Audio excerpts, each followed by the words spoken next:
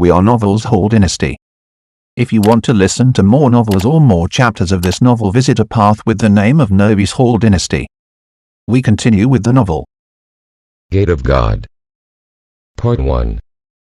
Chapter 1, Strange World.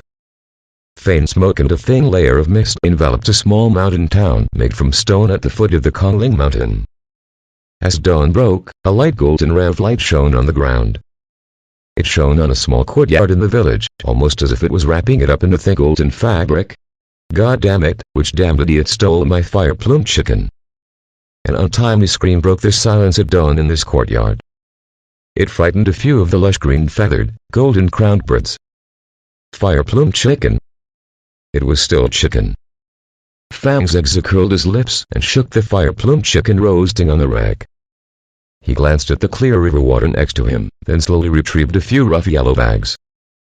He opened them, revealing red, white, gray, powders of various colors. These were all good stuff. The village was not particular about food and didn't have much in terms of seasoning. Other than oil and salt, they did not have anything else. As such, Fang's Eggs had no choice but to risk his life to try seasoning made from various plants.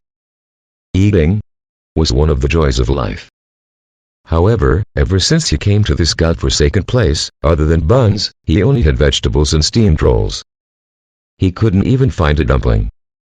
In order to ensure that he continues growing, Fang's Eggs decided to eat something more substantial.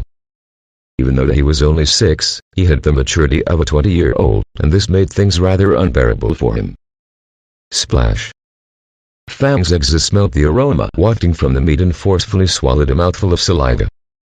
Then, he raised his head to look at the rising sun light up the sky, his youthful face sinking deep into thought. Being an ancient historian was a good profession.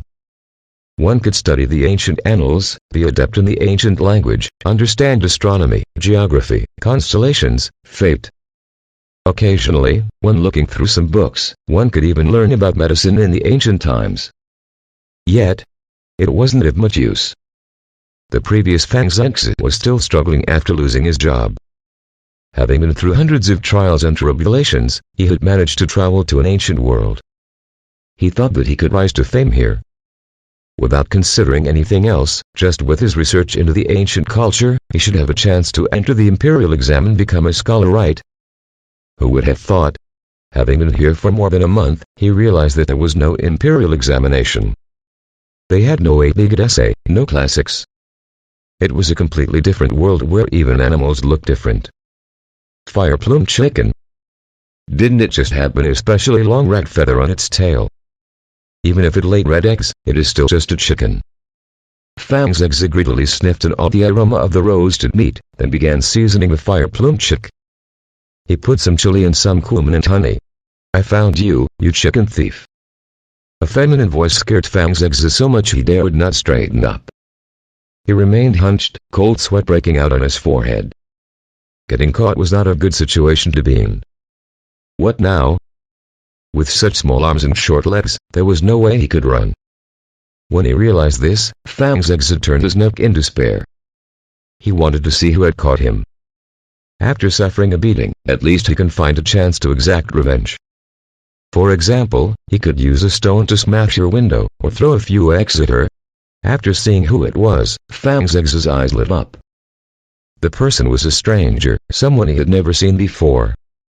The important point here was that she was about his age, probably about 5+, her white and tender face was adorned with features as exquisite as a doll. She wore a skirt with 3 wide flowers on it. She had a jade green flower in her hair and golden thread shoes on her feet. At such a young age, one could already sense her perfection and aura transcended society.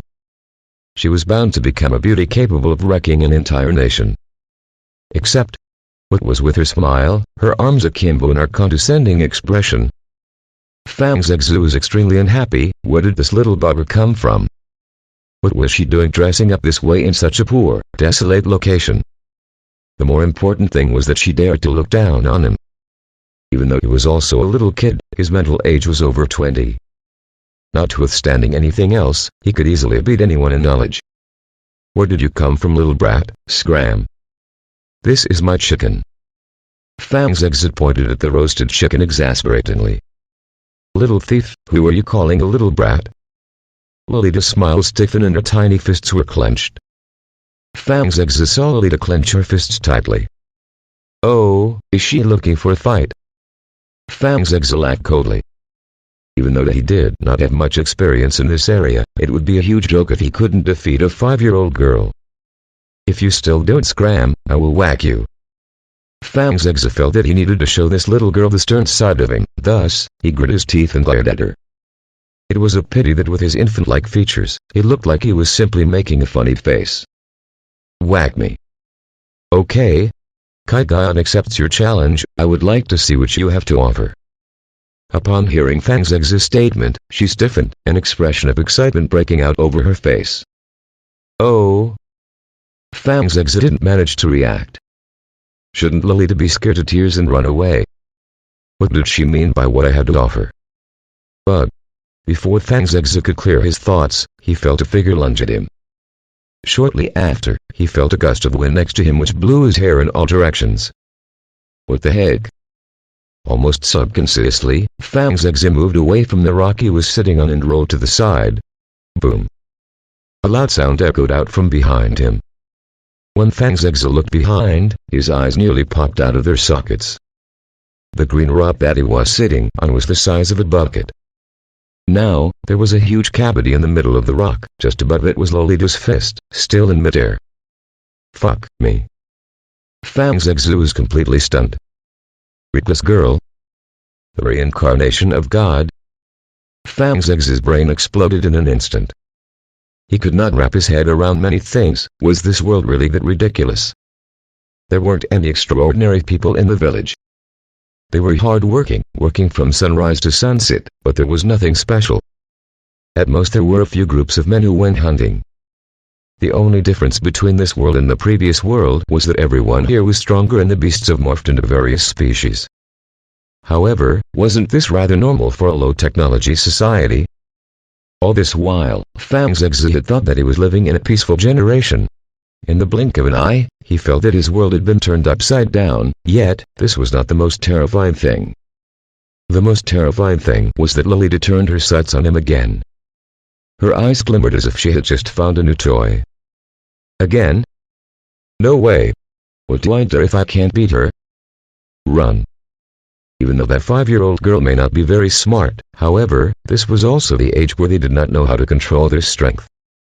Explaining to her the importance of using the appropriate force for the appropriate occasion didn't seem like a smart choice.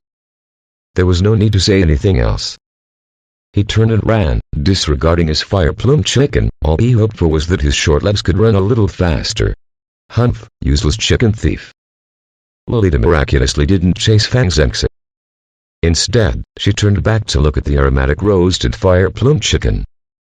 The mountains will not change, the rivers will not stop flowing, I will be back. Fang's Exa felt that he could not give up his stature completely. Even if he ran, he had to do so openly, and he had to leave sufficient reason to keep the person waiting in the same area for him. Lolita did not even look at Fang's Exa, her big eyes staring at the succulent roasted fire-plumed chicken. Then, she could not resist but bent over and sniffed the chicken. Then, she opened her mouth and took a bite off the chicken wing. A surprised expression broke out on her face. She savored every bite of the delicious chicken. Then, Fang's Exa returned. He appeared behind Lolita like a gust of wind, a snicker curling on the edges of his lips as he raised a foot. He aimed it right at the girl's butt. Then he viciously kicked her. How could Lolita, still obsessed with her chicken, be able to react in time? Plunk. Lolita lurched forward and then fell into the clear river head first. The weather is great today, the sun is bright, birds are chirping and the aroma of flowers fill the air. More importantly, it's great for a bath. Fang's Exa took the chicken in his hand, turned and sprinkled away. Thief, that's my chicken. Lolita's voice could be heard from the river. You think too much, this is my chicken. Fang's Exa corrected her, not turning back. Damn! Lolita leapt from the river, her agility like a snow leopard. However, she was still misty-eyes. One could not tell if it was water or tears. Kaboom! Chia! A loud but cohesive sound could be heard from afar. Ah! "Oh my God. Mrs., what happened to you?" A lady, about 35 years old and wearing a traditional dress, screamed in horror as she ran over. Behind the lady was a cloud of smoke. That was a group of soldiers in shining armor. Their armor had a crimson triangle emblazoned on it, signifying their standing. They were 300 strong and all rode black snow-able dragon stallions. These animals looked like horses, and they had the ferocity of a wild beast. However, they were larger than horses and grew jet black fur. They were enveloped by white scales, and it was said that they were the descendants of the dragons. The leader of the troop was someone wearing a black armor decorated with clouds. He was bulky, had dark skin, and looked to be in his 40s. Looking at him gave people the shivers, the smell of fresh blood radiating from him. I deserved to die. The hulking man dismounted and kneeled on the ground. He was uncharacteristically respectful as he scanned the roasting rack and the few seasoning bags like a hawk. "What is in that direction?" Lolita did not pay any more attention to the lady or the man, instead pointing her tiny finger in the direction that Fang's exit had ran off in. Replying, "Mrs., that is the southern mountain village." The hulking man replied without hesitation. "Southern mountain village. Okay then, we will go to the southern mountain village." Lolita replied and walked towards the sedan adorned with jewels just behind the man. "Mrs., we still have to go to a few more cities on this trip. For a small village like the southern mountain village." The lady immediately reminded Lolita of this. However, upon seeing the expression on the missus's face, she shut up immediately. "Each village has its own uniqueness, we should not discriminate this way." Lolita glanced at the lady and leapt into the sedan. In the instant that Lolita leapt into the sedan, the water on her body seemed to be frozen in the air, falling to the ground only after the girl entered the sedan. "Mrs. is wise, I am ashamed not to have thought of that." Seeing the puddle of water she left behind, the hulking man knelt on the floor, the respect on his face growing every minute. However, the lady was still confused. She murmured to herself, "Big Dow Road, Small Dow Road, how does that link to the existence of countless life forms? And what link has this to going to the southern mountain village?" Even though she was confused, she still knew what to say as a servant. "Mrs. is wiser than us, you are able to read since 3 and understand the workings of the world. Now, I believe that no one will dare to bully you." As she spoke, she grew prouder and prouder. Yet, Lolita, who had entered the sedan, shivered. "No one dares to bully me." You don't have to come on board, walk." "Ah? Walk." The lady's face became bigger. She looked at the winding mountainous road to the southern mountain village, and her expression quickly morphed to one of pain. "May I ask what special setup Mrs. would like on this trip?" When the hulking man stood up, he glanced again at the wooden rack by the riverbank. "Add another preliminary exam." Lolita's voice could be heard from inside. "Preliminary exam? What is the age restriction?" 6 to 8. "Yes, ma'am." Chapter 2, Conspiracy. How big could the fire-plumed chicken be? It could feed a family of 3 for 2 meals if eaten sparingly. As such, Fang's Egg's meal was extremely filling, and his tummy was full from it. He kept burping as he wiped off the oil from the corners of his mouth. He found a rock and rested there. He then cremated the rest of the bones, then surveyed his surroundings with his large black eyes. After ensuring that he wasn't being followed, he hummed a tune as he strolled towards the city like an adult. The mountain road here winds endlessly, and the rivers, eh? The moment they reached the entrance to the village, they heard conversations breaking out sporadically. My God, the people from the Divine Monkey Palace had come to the southern mountain village. God is looking over us. This is something that has never happened before. Is the southern mountain village about to produce a prodigy with great morality and sense of justice? Monkey God Temple? 1. People wondered if they had any links to the monkey god and journey to the west. Fang's Eggs ignored the intense chatter about him. He raised his hand to wipe away the grease on his mouth and walked in the direction of his home. The southern mountain village got its name because it was just south of Kongling Mountain. It was a palm-sized area, with only about 100 families. In the grand scheme of things, it was a speck of dust on a vast beach. The entrance to the courtyard had a pile of firewood that the owner had harvested from the forest.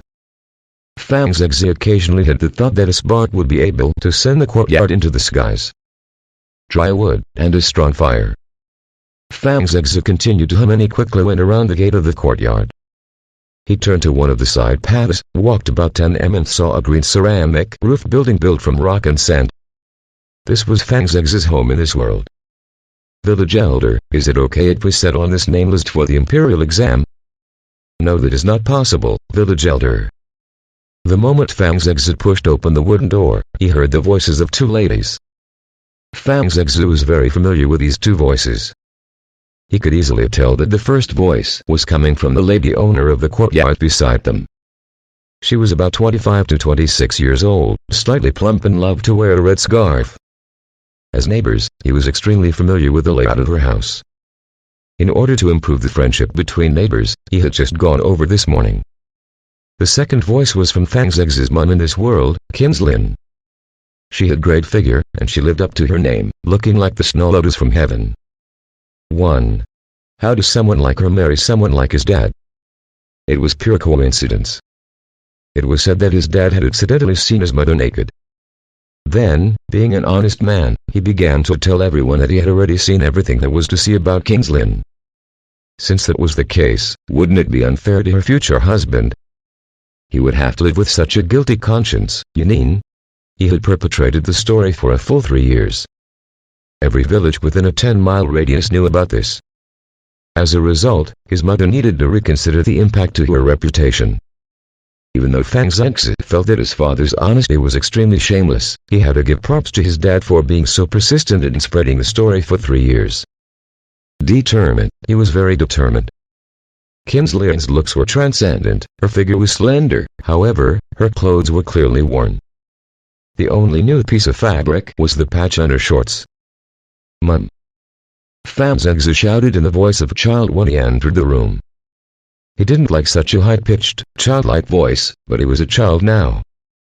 If he had the gruff voice of a 30-year-old man, he believed even the gods would be shocked. "Ah, darling, you're back, are you thirsty? Have some water." Upon hearing Fang's ex's voice, Kinslin set everything aside and brought him a cup of water. Fang's ex did not push it away either. Having eaten the fire-plumed chicken, he was extremely thirsty and he gulped down the water. After putting down the cup and dripping it, Fang's ex realized that there was a guest in the house. This was an aged man with a long white beard and a long cigarette in his hand. Fang's ex recognized him as the village elder of the southern mountain village. He was the leader of this utopia. He was the king here. The best example of his power was that all the game that the villagers brought back was to be rationed out by him. "Miss Fang, I still have to go and visit the other families, let's just settle with what Mrs. Lee has said. This time, when the Divine Constabulary comes to our village, we must settle their food, drinks, and accommodation." Mrs. Lee has also agreed to donate 4 fire-plumed chickens, and provided us a huge stone house, thus, her child must be given priority on the list. The village elder raised his huge hand and thumped his chest, then he put the cigarette in his mouth, took a deep puff and blew out a huge ring of smoke. "Isn't it just a fire-plumed chicken? I can just go and borrow one now." Kinslin adjusted Fang's ex's collar and underclothes as she prepared to go out. Fang's ex was curious, his mother had a huge ego, and would never ask for help from the neighbors unless it was absolutely necessary. Why was she being so insistent? Now she wants to go out to borrow fire-plumed chickens? Ms. Lin wants to go borrowing fire-plumed chickens? Ha, did I hear that correctly? There are only so few fire-plumed chickens in the village. Now that the Divine Constabulary is coming to town, everyone is offering them up. What can you find any to borrow? Just as Fang's ex was feeling confused, the plump Mrs. Lee's mouth twitched and laughed. She laughed so hard so that the fats on her body began to tremble. This. Kinslin stopped in her tracks and frowned. "Sisters Lin, listen to me, the southern mountain village has over 100 families, and not every family can participate in the exam. The village elder's arrangement is also for the good of the village. Think about it, the Divine Constabulary's examination is to test the power of the village. If we don't produce good results, we may not even be able to set up our own school here." Mrs. Lee advised once again. "Exam, selection, school. When he thought about the exam that was mentioned when he entered the room, Fang's eyes lit up as he finally understood. The Divine Constabulary was here to hold an exam and selection. Since not everyone in the village could participate, the village elder was the key person to butter up to. Except, since the village elder was the key person, what was Mrs. Lee doing in her home? It would seem that she wasn't too assured, and the only plausible explanation there was they were co-conspirators. They ganged up together to bully my mom. That was intolerable. Fang's did not like bullies, and he was the type to fight back if shoved. Mrs. Lee, you can say that my family is unable to give any fire-plumed chickens, but how can you say that my son cannot produce good results? Kinsley was okay with admitting that she was poor, but she would not accept anyone telling her that her son couldn't make it. Okay, stop arguing, this matter is settled. The Lee family has contributed significantly to the village over the past few years. They have given up more of their game, and it is only right that one of the slots for the exam be reserved for the Lee family. As for the preliminary examination, even though Zegzi is also of age, he is still slightly younger, and the Lee's kid is a month older. Let's give it to the Liss. The village elder kept the cigarette and walked outside. How much difference would a month make? Any discerning person could tell that the village elder was biased. Fang's eyes glimmered as a thought flashed past his mind. Then, he innocently voiced his opinion. Mom, since the village elder and Mrs. Lee have said that we must produce results at the imperial exams, why don't we have an internal selection test first? This actually refers to the Divine Constabulary. However, due to the similarity between the Divine Constabulary and the Monkey God Temple in Mandarin, Think mistook the Divine Constabulary for the Monkey God Temple. Tachin is also known as Heaven, or Snow Mountain, in the Xinjiang region. Chapter 3, Law of Now. Fang's voice was not loud, but it caused the village elder, who was at the exit, to halt. Fang's question was the one that he feared the most. If this was a question raised by an adult, the village elder would have to think about its implications. Under any normal circumstance, when faced with such a situation, they would have held a competition before deciding on the name list. However, this was different. The people coming were from the Divine Constabulary and this chance was extremely rare. He felt the silver inside his pocket and his face paled and flushed at the same time. In the end, he grit his teeth and stepped forward, preparing to just exit without addressing the question. He was keenly aware that this was his only chance for him to get such a bright slash. Mrs. Lee's expression was more normal. After all, she had given his silvers to the biggest customer, and she was not afraid that the village elder would go back on his word. Anya, what does a kid know? Where would we find that time to arrange a preliminary test? Your time would be better spent if your mother taught you a few more hunting techniques. This would ensure that you won't be skilless in the future. Mrs. Lee tried to blow him off. Hunting? Fang's did not even let Kingsley say anything. He immediately looked at Mrs. Lee innocently. Mrs. Lee, I heard that you know everything about the mountains, then do you know which snake has the longest lifespan? Which snake has the longest lifespan? Mrs. Lee stiffened as she looked at Fang Zengzi, still looking at her naively. Zengzi, this mountain has so many species of snakes. There is the three-eyed snake, the lesser snake, the silver-clawed snake. Silly boy, who will know which snake has the longest lifespan? Outside the door, the village elder, who was preparing to leave, heard Fang Zengzi's question. He sighed internally. This kid was really silly. Why was he caring so much about the lifespan of snakes? He should care more about the species and their attacks. A pity, I wanted to tell you all the answer. Fang Zengzi shook his head in disappointment. Oh? You know? Mrs. Lee was slightly amazed. The village elder was also amazed. A 6-year-old kid knows which snake has the longest lifespan. That's not very possible. Even the oldest hunters in the village could not be certain. It is the snake that doesn't wear out one, don't you all know that? Fang Zengzi looked at the two people as if he was talking to idiots. The snake that doesn't wear out. Mrs. Lee was stunned when she saw a 6-year-old kid look at her with those eyes. In that moment, her whole body started shivering. This little kid was scolding her. How could it be? How could a 6-year-old kid think of such a way to chide others? No way, this must be something Kingsley taught him. You. Don't say any more, let's go. The village elder was also trying to hold back his tongue. He could tell that whilst Fang Zhengzi was insulting Mrs. Li, he was also insulting the village elder. Was he going to exert his dominance as village elder? Bicker with a 6-year-old. The village elder still cared about his reputation. He had a guilty conscience, but when he thought about that man from the Fang family who never spoke, he didn't wait for Mrs. Li to say anything, he just dragged her along and left. Mrs. Li had wanted to say more, but if she were to speak whilst being dragged out by the village elder, wouldn't she be proving that she indeed could not stop talking? In that moment, she bit back her tongue. After repeating this process a few times, Mrs. Li was able to gain some distance between herself and the house. Kinslian looked at the village elder and Mrs. Li fleeing, and then she glanced at the innocent Fang Zhengzi.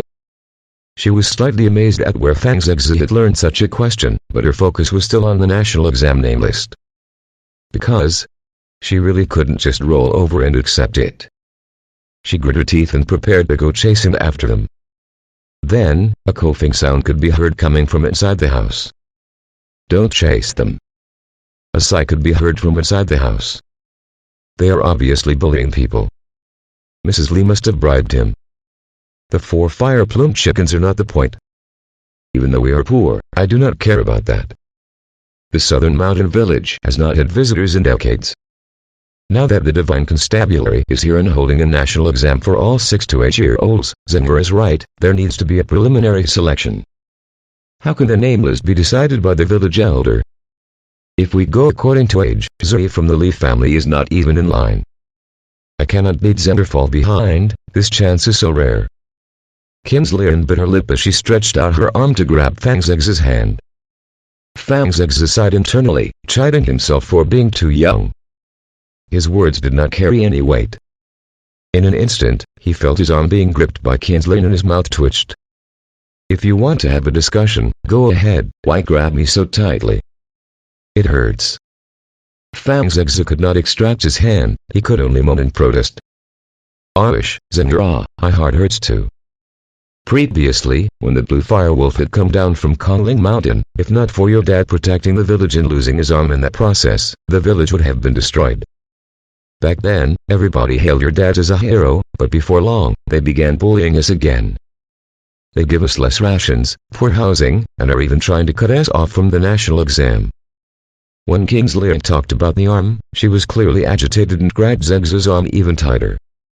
Fang Zhengzi began to swear, the veins in his arm popping out, his expression revealing a worry way past his ears. His own mother, pretty, patient, gentle, virtuous, why is she so naive and innocent?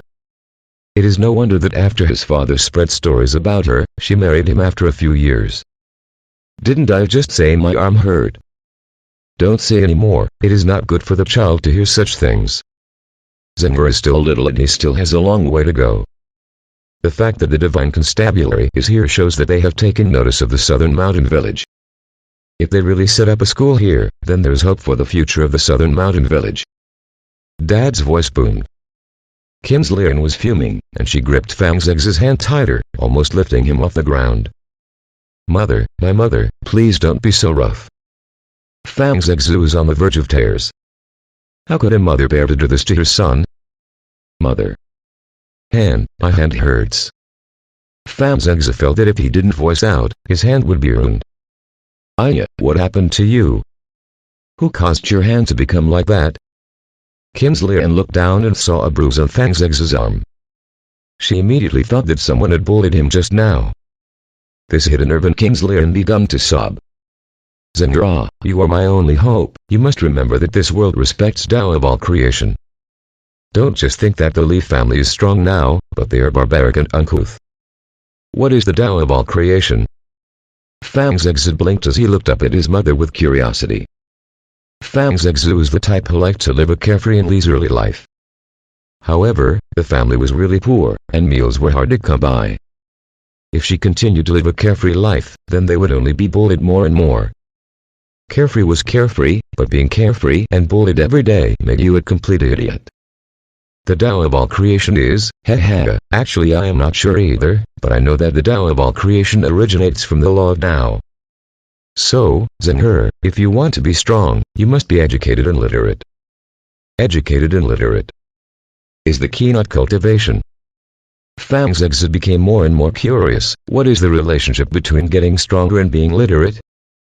Mother, have you read the Law of Tao? Fang Zexi regretted this the moment he asked it. His mother was illiterate, how could she have read the Law of Tao? Heh, that's a good question, even though I have never read it, but when I was younger, when I passed by the city's schools, I eavesdropped on a few lines. However, I am illiterate and can't remember much, let me recall. Kinsley smiled cryptically, then cleared her throat. She put her right hand behind her back, raised her head, and pretended to be like a professor as she imparted knowledge to Fang Zexi. One of the chapters starts this way, yes, the Tao, which can be told, is not the true Tao. The name, which can be named, is not the true name. What's next? I forgot. Fang Zexi was shocked when he realized that his mother knew the Tao of all creation. His eyes widened. The Tao, which can be told, is not the true Tao. The Tao of all creation. Isn't this the Tao Te Ching from his previous life? Zhen-He, please don't worry, I may have forgotten this chapter, but I remember another. The emperors of the past created the art of invisibility. There are 4,320 laws. This is further split into 8 segments of the Bhagga. Each segment has 3 ki, for a total of 24 ki. Ki is made up of earth, heaven and human factors, for a total of 72 factors. Fang Zexi's heart rate increased. Isn't this the art of invisibility? And then, hang on, I will tell you another, Kinsley smiled awkwardly, then seeing Fang Zexi's blushing and stunned expression, confidence built up on her face. It would seem that her son was stunned by her knowledge. Being able to show off her skills in front of her son made Kinsley contented. She cleared her throat and continued. Confucius said, isn't it pleasant to practice what you've learned? Isn't it great when friends from afar come to visit? Isn't part of being a gentleman not blaming someone for not recognizing you? Fang Zexi heard his mother stumble through the sentences and he couldn't react in time.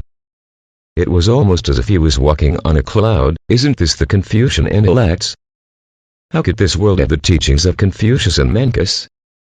They even had the classics. Was this a coincidence? Furthermore, what is the link between the Law of Tao and the Tao of all creation? Hang on.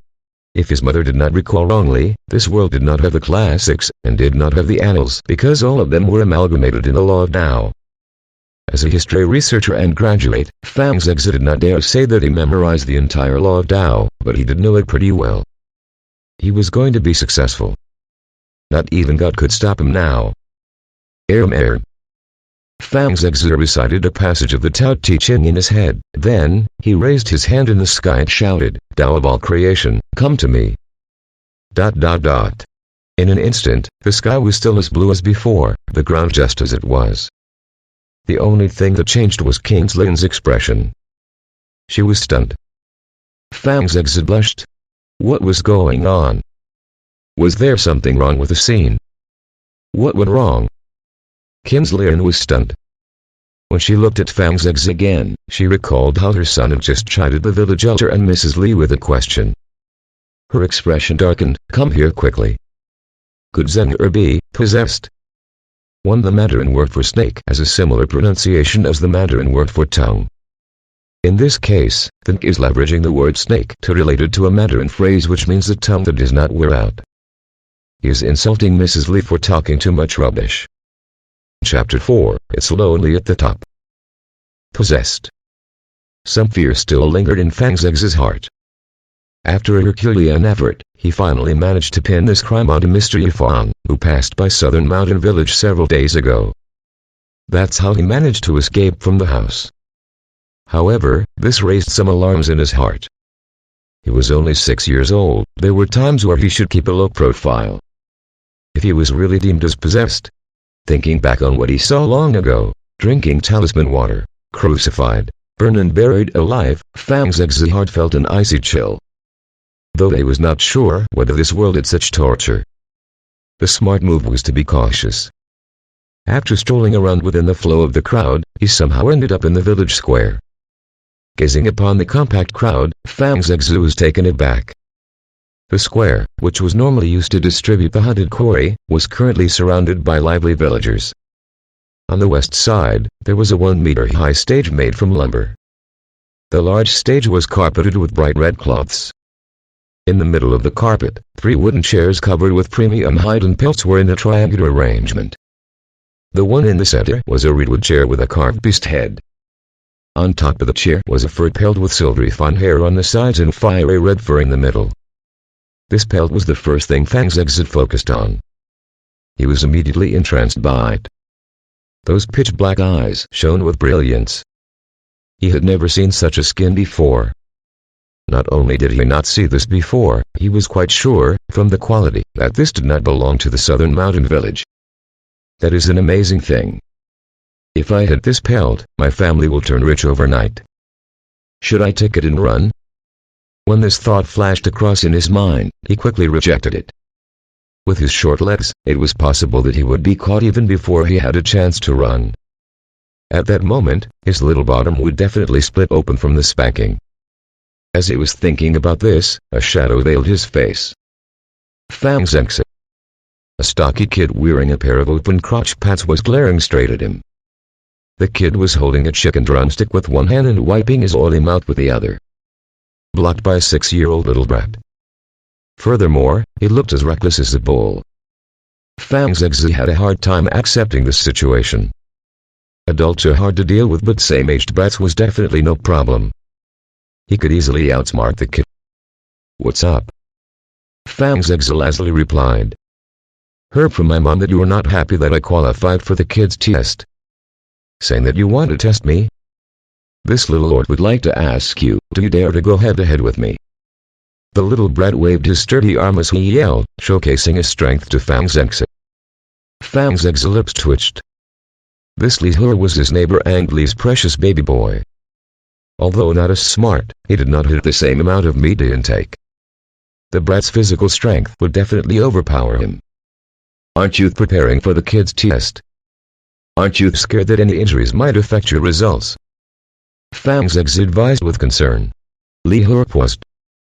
His mind waddling as he inwardly agreed. It would be real bad if he was injured. Hence, he heeded Fang's exit's advice. "Instead of fighting, we can compete in something else. You definitely won't beat me in running." Fang's exit led on with a mask of worry. "Who said I can't outrun you? Let's race now if you dare." Lin He was obviously not convinced. "All right. Can you see that piece of hide on the stage over there? Let's see who can steal it first." Fang's exit pointed at the brightly colored hide in the middle of the stage. "Fine." Li He instantly started nodding his head like chicken pecking on rice, turning towards the stage. "Wait a minute. What's the matter? Chickening out so early?" Li He stopped his feet and looked back at Fang's exit with a face of doubt. "Nope. Hand over the drumstick before you go, in case you have difficulty climbing up later," Fang's exit once again advised. Li He's eyeball tumbled in their sockets as he thought that by giving the drumstick to Fang's exit, he would definitely lose later on. "Oh, okay." Li He unhesitantly agreed. He never thought of the much serious problem of whether he would still get his drumstick back after giving it to Fang's exit. After that, the drumstick reached Fang's exit's hands. Right after this, Li He was hysterical like a little piglet released from its cage, making a mad dash for the stage. Those movements, madness, boldness had absolutely no trace of hesitation. Let it be known that Li He's speed was surprisingly fast. Those villagers that surrounded the stage did not even have time to react before he slid past and went up the stage. Without even a gasp for air, he straightaway grabbed the pelt on the chair and opened it up to show Fang's exit with a victorious grin. However, it's self-evident what was going to happen next. Just as Li He was draping the pelt and laughing out loud, a few of the villagers were starting to react. An open crotch pants offered no protection against a harsh palm. Those few villagers had the same movements, madness and boldness that showed absolutely no hesitation. The crisp slap connected with Li He's small bottom. "Ouch. Oh, ah." The continuous shrill of his voice clearly translated his current mood. It's lonely at the top. Fang's exit raised his head to soak in the rays from the sun and started munching on the drumstick in hispans. The official tests had started among the cries of Li He's cries of agony. The sounds of guns and drums signaled the arrival of a few hundred soldiers clad in shiny armor. They were riding on large creatures with fine black fur covering their entire bodies and their forelimbs wrapped in white scales, appearing in the square smoothly and orderly. Almost half of the square was instantly occupied. Those thunderous steps shocked the villagers so much that they unconsciously stepped back. Aren't they riding on snow-chorting dragon stallions? TSK, they definitely are. Only the divine constabulary are capable of raising snow-chorting dragon stallions. Rumor has it that they can eat several kilograms of meat in a single meal. So much? Won't my pockets be eaten dry with just a few meals? You are not even worth one snow-chorting dragon stallion.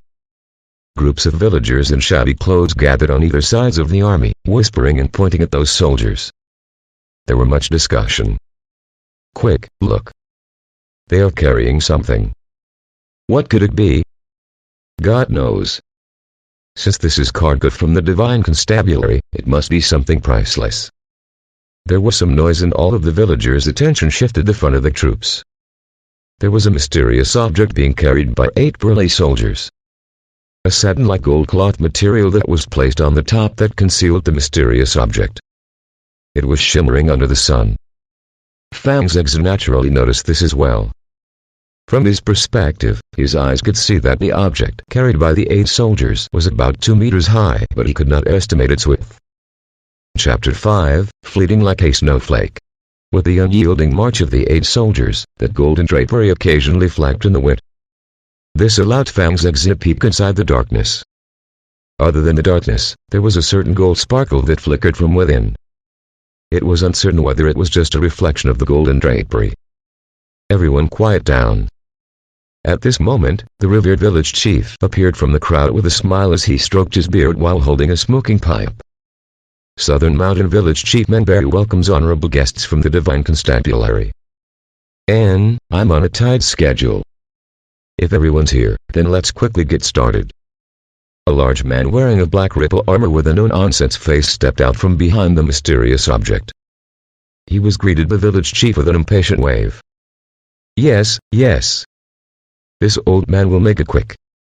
I humbly invite General Lee to take a seat on the stage, Chief Manberry said without letting down his smile a single inch. Fine. General Lee nodded his head and looked at those 8 soldiers by his side. Put that thing up there. Yes, sir. The 8 soldiers responded simultaneously. Then, with a single effortless leap, they landed firmly on a stage. This scene gave Fang's eggs a mild shock. This world was indeed different. 8 soldiers were able to clear a 1-meter-high stage while carrying a large weight. The villagers on the ground was also flabbergasted by the 8 soldiers' feat. They are indeed men from the Divine Constabulary.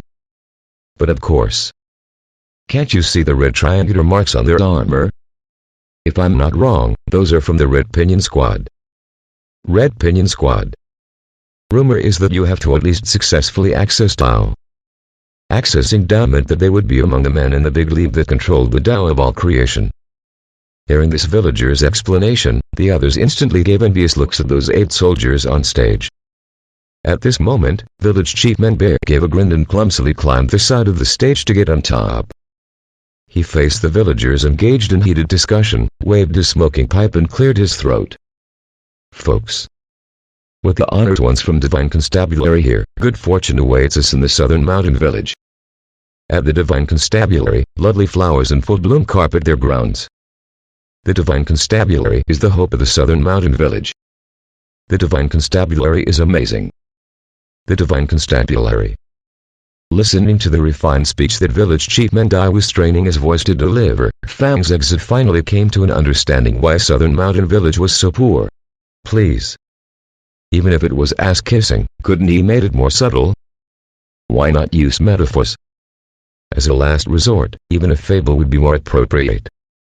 On the stage, General Lee was fidgety as he sat on the chair on the left. His hands was incessantly tapping the handle of the chair. He was trying his utmost to put up with the village chief as he stared at him shooting spit from his mouth. As a general of an army, he appreciated the frankness of villagers, but not this kind of blatant ass-kissing. The other soldiers were currently poised straight in the original position like javelins stuck in the ground. The only thing was that their face more or less showed some irritation. Village Chief Menbear's voice reverberated throughout the village square. Fortunately, Menbear lived for many decades. Although his cultural refinement was low, he could at least notice minute details of the crowd.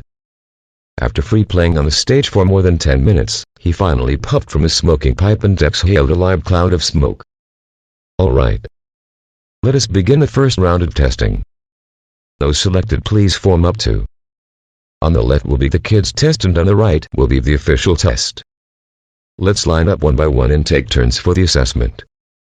Just as he finished, there were already a few dozen people walking out from the crowd. The two lines began to form within the chaos. The number of participants for this round of testing was just over 40. After splitting into the kids' test and official test, there were only about 20 in each line. Although it was a messy scene, the lines were formed pretty quickly. The general on the stage and the other soldiers all let out a sigh. Fang Zexu was curious after listening to Village Chief Menbear's instructions. Assessment. What methods of assessment did this world use? By squeezing through the gaps in the crowd, he managed to squeeze to the front. He then saw a familiar body. At this moment, Li He was held by a large fellow as he queued. That man was wearing a beast-hide, glossy bronze skin and arms pulsing with veins. In the front of the line, a few soldiers were making some preparation. That fellow was the old man of Li He, the deputy captain of the Southern Mountain Village hunting squad, Li Zhangshi. Li He's eyes were roaming around while wearing an intimidating face. He immediately saw the Fang Zexu who was at the front of the crowd. He was just given a harsh spanking, yet he saw Fang Zexu still holding the drumstick. His mood started to boil. He stood in line, but he was continuously hand-signing and mouthing words at Fang Zexu. From reading his lips, he seemed like he was saying, "When I'm done with this test, you're finished." Fang Zexu calmly stared at Li He. Then he put the drumstick in his mouth, tore and chomped on the meat, smearing his mouth with grease. Li He instantly exploded. His slightly tanned cheeks was red from suppressing his rage. He swung out his arms ready to leave the queue. Behave. If you little brat dare to fool around again, I will break your legs. Li Zhangshi had nowhere to put his face today. His own son played robber in front of the whole village. If not for the fact that Li He was only 6, the villagers would have sent him for at least 30 harsh paddlings instead just a little spanking. The first subjective assessment piqued Fang Zexu's curiosity. Because, after the soldiers were done with preparations, they realized it was actually for blood drawing. This just felt like a body check from his previous life. What could be the use for this? As Fang Zexu was trying to figure this out, the villagers around started speaking. If our southern mountain village could produce a Zhuan heavenly Dao body, that would be a miracle. Zhuan heavenly Dao body. How can that be? Don't mention our village. I don't even think the whole of the northern lands have a second Zhuan heavenly Dao body. This test by the divine constabulary is mainly to sieve out anyone from the demon race that sneaked inside. Fang Zexu was once again moved by the wonders of this world. There was actually a demon race. What's the Zhuan heavenly Dao body all about? Did he have it? Flailing his arms, it seemed unlikely that he had such luck. He gave up after that. 6-year-olds getting their arms pulled by the soldiers to draw blood was definitely not a gentle gesture. As a result, this more or less scared these children out of their wits. One by one, they started bawling. The square suddenly got a lot noisier. When it's Li He's turn, the same could not be said about him. Li He just exposed his arm and stared down unflinchingly at the long drawing tube that was in the soldier's hands. He did not mind the blood that was drained from his arm with a hard face of fearlessness. After the blood was drawn, Li He once again tried to intimidate Fang Zexu with his side glare. The meaning behind was obvious.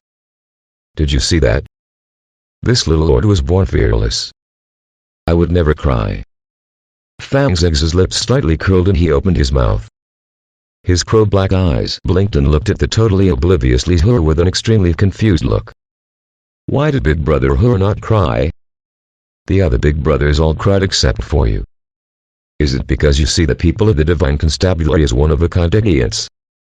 Although Fang Zexu's voice at the front of the crowd was not that loud, it clearly caught the ear of the Li Zhangshi that was still in the queue. After drawing his blood, his eyes swept over the kids that were vigorously crying. Then he looked at the lead whore by his side who was currently blinking blindly and puffing up his mouth. His heart rate immediately shot up. The words from a 6-year-old child had no intentions. Although not crying would be complimented as braggart to familiar people, the people from the divine constabulary was anything but. What if those people misunderstood? This possibility might not be high, but it was not impossible. If they really misunderstood, the repercussions would be enormous. Thinking about this, Li Zuangshi blinked at Li Hur, signaling for him to cry. Li Hur was currently smugly puffing out his cheeks, showing off his bravado and fearlessness to Fang Zengzi. He totally did not notice the look his father threw him. Li Zuangshi was getting uneasy. Looking around at the soldiers drawing blood, he saw some weird looks. He raised his hand and struck hard across Li Hur's cheeks. Slap. Sweet and crisp for the ears. Li Hur's expression instantly froze. The arrogant expression did not even have time to disappear. He raised his head at Li Zuangshi, dumbfounded.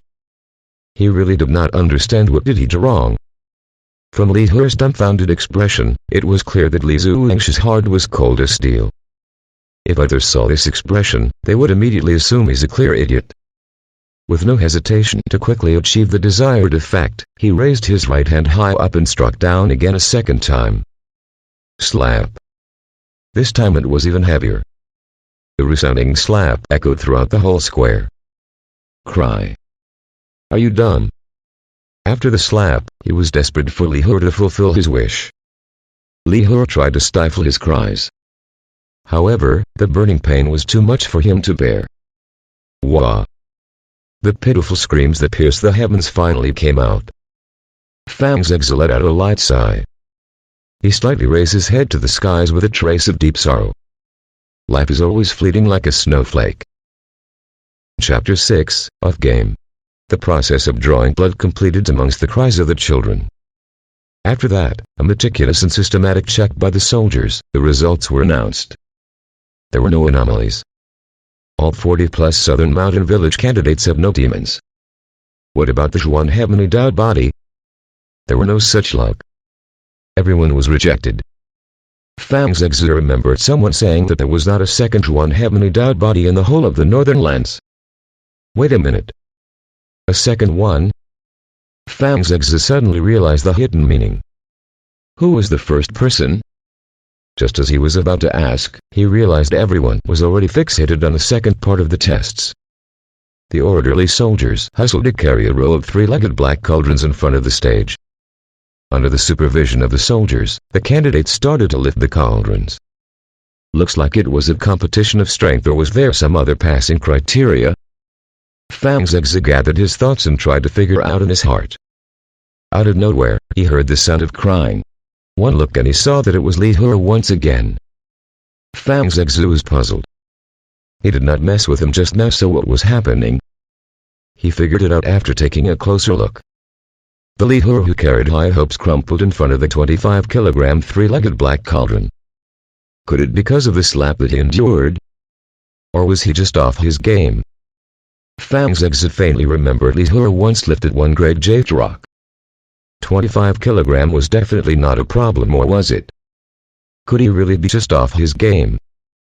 A slap from Li Zuangshi answered Fang Zengzi's queries. Scram. You good for nothing brat. After throwing that slap, a kid connected with Li Hur's butt. His whole body rolled into the crowd like a football.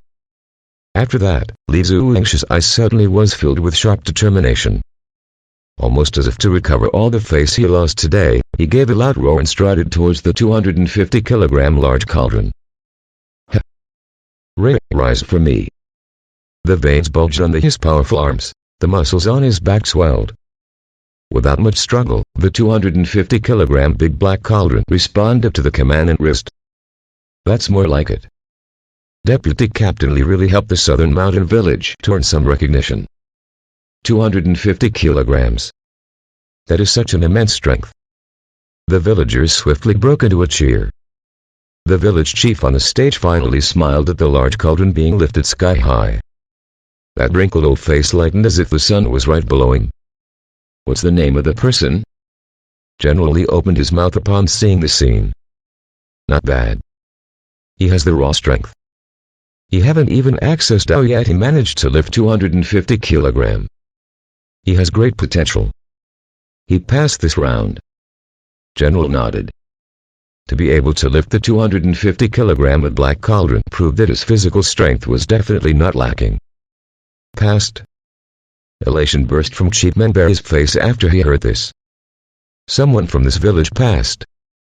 This was the greatest happiness under the heavens. Furthermore, it's the Divine Constabulary. If the people from the Divine Constabulary really took a fancy, then they would definitely be committed to grooming him. But then, even the whole of the southern mountain village might benefit from some of the glory. He might have passed this round, but the next round will be up his performance in that round.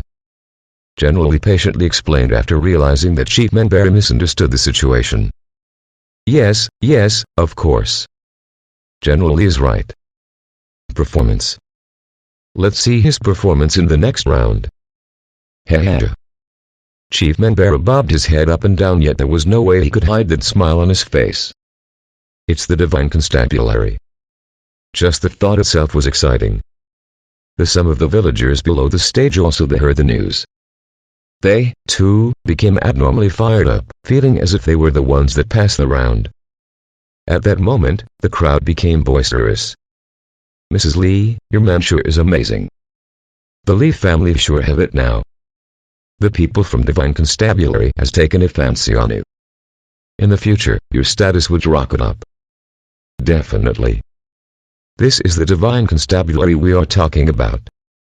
The group of women surrounding Mrs. Lee was chattering away, sending their congratulations. Some even proposed having their daughters to be betrothed to Lee Hur. This immediately caused Mrs. Lee's smile to blossom. The fuming mood that was caused by her son's incapabilities vanished into the clouds. Hur is still young, Mrs. Lee maintained with a smile. She was so ecstatic that her mouth just could not close. Following this, Southern Mountain Village occasionally did some that passed too. However, they all only lifted the 200 kilogram large black cauldron, but it was pass albeit barely. In the end, the official test had 3 qualifiers. Meanwhile, the kids' test was going strong. Quite a few 7- and 8-year-olds forced out all their bronze, lifting the small black cauldrons over their heads one by one. This really surprised the General Lee, who was sitting in his chair. The children in your village are not half bad. General Lee, you are too flattering. Our villagers have lived in the southern mountains for generations and hunted for a living. We may not have much, but we do have hardiness. Chief Manberry was extremely delighted today because his 8-year-old grandson managed to successfully join the qualifier queue. His heart was swimming in honey. As more people passed, the square got steadily more enthusiastic. Many villagers were going to the family members of those who passed to express their congratulations. Fang Zhegzi held the half-eaten drumstick, standing in the crowd leisurely looking on. He did not see his own mother, Kinslin. Obviously, she was still fuming at home. There was nothing he could do about that. There was snag in his plans. The legendary incantation was not particularly easy to use.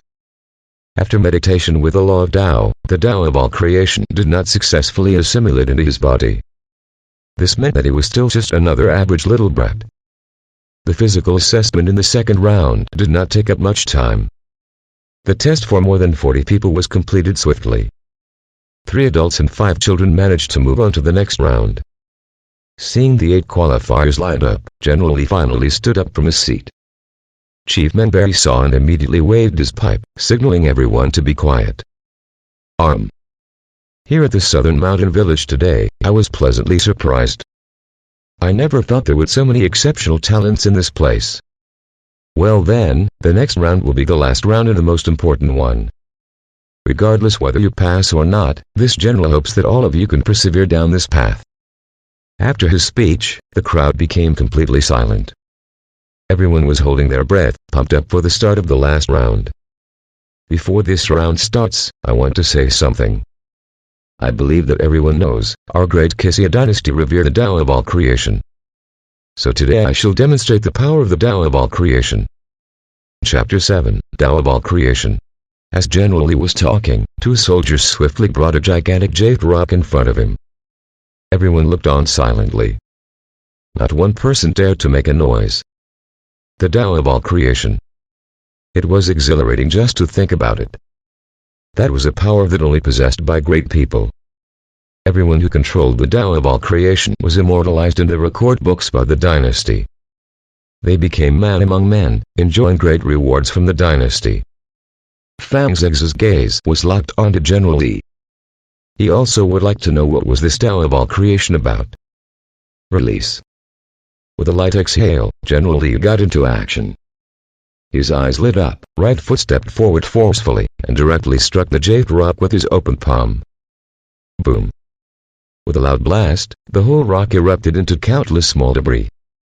All the villagers was all stunned by the scene. In their hearts, a person who could lift hundreds of kilograms with a black cauldron was already extremely impressive. To break apart a giant rock with bare hand was something that they dare not think about. Yet, Fang Zexu was slightly disappointed. This is the Tao of all creation. Shouldn't this be just called, cleaving Hueshan one red spare palm smashes large rock? Fang Zexu saw the broken pieces of the jade rock, feeling a bit cheated. He still remembered the runaway Lolita at the village entrance was also using the same move. What general of the Divine Constabulary had such standards? Thumbs down. As Fang Zexu was deep in thought with it pout, those jade rock gravel split further and further into even smaller pieces. This time shock shone through his eyes. It was still moving. Could it be that the power of the palm strike was still propagating? Fang Zexu was baffled. According to reality, shouldn't it be over when the strike landed? However, does it have to be this exaggerated? Fang Zexu did not even have time to figure out the cause behind this when those gravel undergoing the continuous breakdown was turned into a pile of dust. If it was just one palm breaking apart a jade rock, Fang Zexu would not have been astounded. He would have just thought that this world's martial arts power was slightly higher. After all, his previous life's hero novels commonly featured such feats. What about a palm strike that turned rock into dust? Wasn't this a bit too fantastical? No matter how the power was exerted, it should not be possible to reduce the rock to such an extent. What was left on the stage was pure rock dust without a single gravel in sight. How did he control it to such an extent? Could this be the legendary bone-crunching soft palm? But this only crunched bones. Assemble. Just when Fang Zexu was muddled with questions, General Lee aggressively shifted his leg back and lightly huffed at the jade rock dust. At the same time, he swiftly took back his outstretched palm. Fang Zexu was puzzled. The boulder was struck into dust, yet what was this General Lee trying to do? Assemble? What did that mean? The confusion was fleeting. Soon, Fang Zexu's jaws dropped. It was big enough to fit his small fist inside it. There was no way he was wrapping his head around this inexplicable scene. Because the gravel that was once broken down into dust seemed like it was given life. It was steadily fusing together. Those rock dust was actually moving by themselves like a magic show. From dust to gravel, and from gravel to palm-sized pebbles. Finally, clack. With this light click, it was reformed into the gigantic jade rock. Fuck, what the hell is this? Fang Zexu was panicked for a moment. A palm strike to the rock split it into dust, just gave his small heart a little jump. It was at most a confirmation that this world's martial arts power was higher than he expected.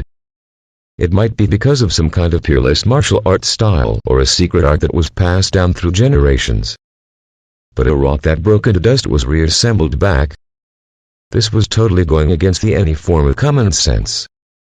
Even if he was sent back to his previous life, with even the most advanced technology, he would have no way of sticking back all the dust to form a rock. Furthermore, it was exactly the same rock from before. Fang Zexu felt that his view of the world was just tipped on its side. This world was unexplainable.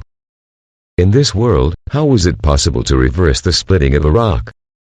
The Tao of all creation. Fang Zexu had never been so disturbed by a single event. He once again rubbed his eyes hard. The gigantic jade rock was still sitting right on top of the stage, shimmering lightly under the sun. This is the Tao of all creation. The General Lee on the stage exhaled lightly, pointing at the Jade Rock with a serene expression, and announced loudly to the speechless crowd. The whole square was incredibly silent, not one person was talking. The light breeze flowed past, bringing a wave of fine sand that went into some villagers' eyes. Yet, their eyes were still opened white like bells unflinching. This was the calm before the storm. After the calm, came a flash flood of epic proportions. As if a blazing pile of firewood, the whole square was completely aflame with discussion. Everyone was bursting with barely restrained excitement. Tao of all creation. That's so powerful. I also want to control the Tao of all creation. Mummy, I will work hard. Once I can control the Tao of all creation, I too will become a man among men. The villagers were getting roused, especially Li Zuangshi and the others who had passed the round. Their face was flushed red from the thrill. Seeing General Li on stage, they could almost picture themselves in the same spot. Similarly, Fang Zhegzi also had a strong desire. Tao of all creation. How does one even control the Tao of all creation? If the source of it was the law of Tao, he already studied and understood a portion of its contents. Why was it not working? What was the problem? Now everyone, you have just witnessed the power of the Tao of all creation. I believe that everyone hoped that one day you could obtain such power. However, there is one thing I must tell you. To control the Tao of all creation is hard, incredulously hard. It can be said that there isn't even a 10,000 to 1 chance. To control the Tao of all creation, other than having a good foundation, there must be fate. After reaching this point, General Li paused. He swept across the exceedingly enthusiastic villagers with eagle eyes. To obtain it, you need effort. To control it, you need understanding. Understand the source of all creation.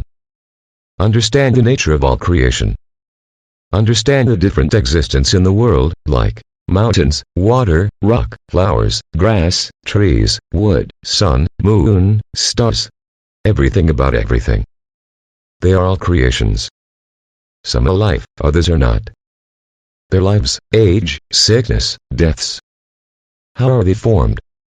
How will they be destroyed? All of this comes from the law of Tao. One book of law of Tao covers all creation under the heavens. To control the Tao of all creation, other than a strong mind and body, it more importantly requires a determination to accumulate, to study the law of Tao, to understand all creations. After all that I said, did all of you understand? At the end of a speech, his body instinctively emitted an invisible but incredible pressure. Understand? All the villagers under this pressure unconsciously shout their reply in unity similar to General Li's subordinates. Fang Zhegzi did not yell as he was currently lowering his head thinking about General Li's words. To control, there must be understanding. The source of the Tao of all creation is the law of Tao. A single book of the law of Tao explains all creations under the heavens. Understanding, understood. Finally, he understood. The law of Tao was only the foundation for the Tao of all creation, similar to the roots of a tree. If you planted the tree on a rock, it would probably die. If the tree was to live and bear fruits, then other than planting it in soil, there had to be enough nutrients, a suitable climate and meticulous care. When all criteria are met, the tree would flower and bear fruits. The law of Tao is the roots, the source, and it is essential. The Tao of all creation would be the fruits. His current situation was like owning a nice plot of land. It was equivalent to a stable foundation. In a sense, he was already ahead of most people. Of course, he still could not be compared to the runaway Lolita. If his guess was right, that runaway Lolita had already accessed Tao. Accessing Tao at the age of 5. Who exactly was that girl? Then, what he needed to do next was simple.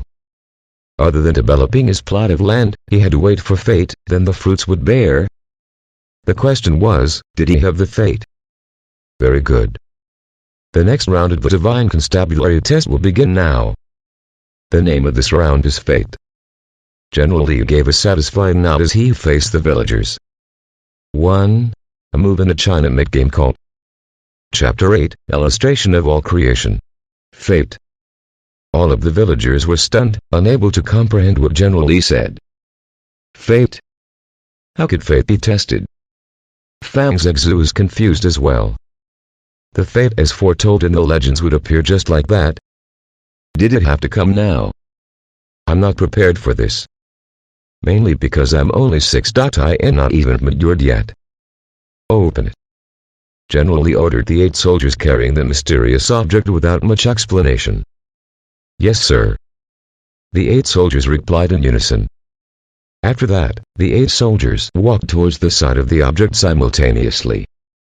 They stretched out their hands, grabbed the gold drapes that covered the object and gently unveiled it. What is that? Could it be the illustration of all creation? My God, the last round is actually the illustration of all creation. When the giant jade slab that was made entirely of pitch-black jade was revealed, every villager was dumbfounded. Everyone was staring the jade slab like deers caught in headlights. Especially those that passed the second round.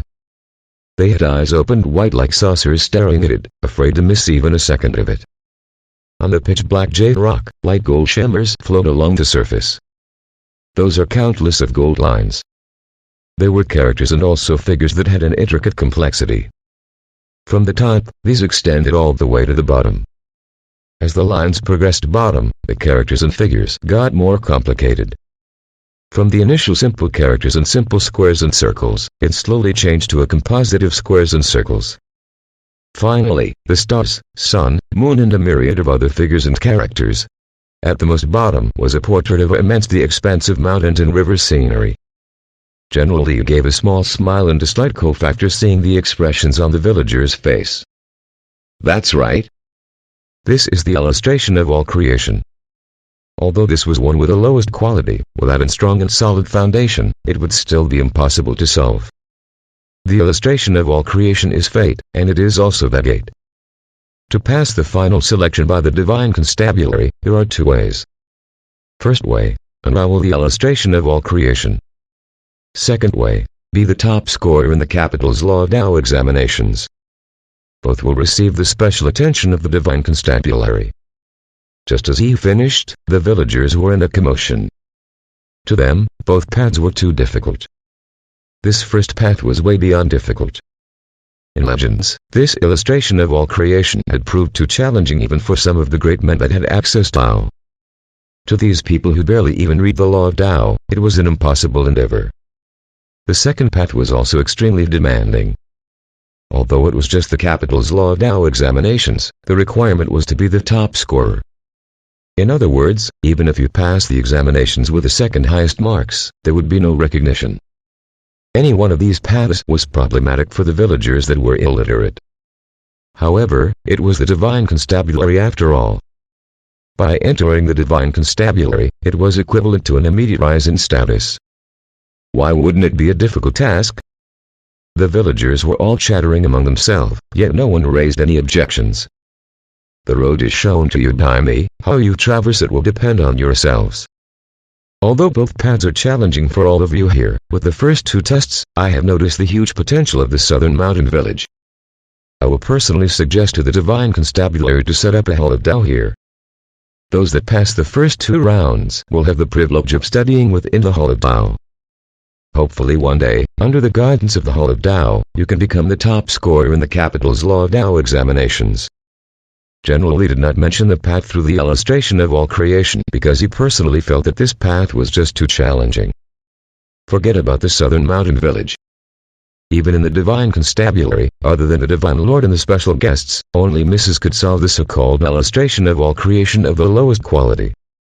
When it came to General Lee, who was also an outstanding individual that accessed Tao, he could only look on and sigh. Although it was just a seemingly normal sentence, it was anything but. That was a sacred order. In the records, from the rise of the great Kissia dynasty until today, there had only been 30 sacred orders given out. The rest was merely royal orders. Alright, let's keep the illustration of all creation. Although solving the illustration of all creation was an indication of great fate, allowing people to instantly align the heart of Tao, facilitating the road to accessing Tao, it was not something anyone could do. Only those with great accumulations of knowledge could. As General Lee spoke to this point, he could not continue at all. For, at this moment, the illustration of all creation was shining with a dazzling radiance. Those initially dim golden flows of shimmers were suddenly burning harder than a sun. The whole illustration of all creation was completely lit up, golden light bursting from within. Village Chief Bear, who was currently standing on the stage with his head lowered and listening respectfully, suddenly realized General Lee stopped talking. He felt something was amiss, so he raised his head to look at General Lee. "General Lee?" Chief Bear immediately voiced out. Then, when he saw that brilliant golden light from the illustration of all creation, he almost cried. Could this be? Chief Bear was really moved. He was so moved that his pair of eyes were red. He pinched his thighs with all his might and realized that this was not a dream. The golden light from the illustration of all creation was still so obvious. At this moment, all the villagers were staring dumbly at the illustration of all creation. They could not comprehend why the illustration of all creation suddenly lit up. Furthermore, the light seemed to be growing in intensity. Many of the villagers were confused, but General Lee knew very well what was happening, due to his knowledge. That's why he could not contain the stupefaction in his heart. Not only General Lee, but even the soldiers below the stage were stupefied by the radiance of the sacred slab. How is this possible? The illustration of all creation was solved. Who? There was someone who could solve the illustration of all creation in a place like the southern mountain village. How much time was this in sight? It has not even been a minute. All the soldiers could not believe their eyes. Forget about the southern mountain village, even in the divine constabulary, there were few could solve it. This did not mean that no one have solved the illustration of all creation. It was just that no one in the southern mountain village had access to Tao. Without accessing Tao and solving the illustration of all creation was equivalent to someone racing a black gale leopard without learning how to walk and winning. It was incredulous, unimaginable even. All these years, the Divine Constabulary would annually send out a team with the illustration of all creation to every county town to conduct tests. Their real motive was to advocate the meaning of Tao, set up halls of Tao. This would allow more people the chance to study the law of Tao, and as a result, gradually travel down the path of cultivation. What about the illustration of all creation? That was purely ceremonial, so as to respect the ways of their ancestors.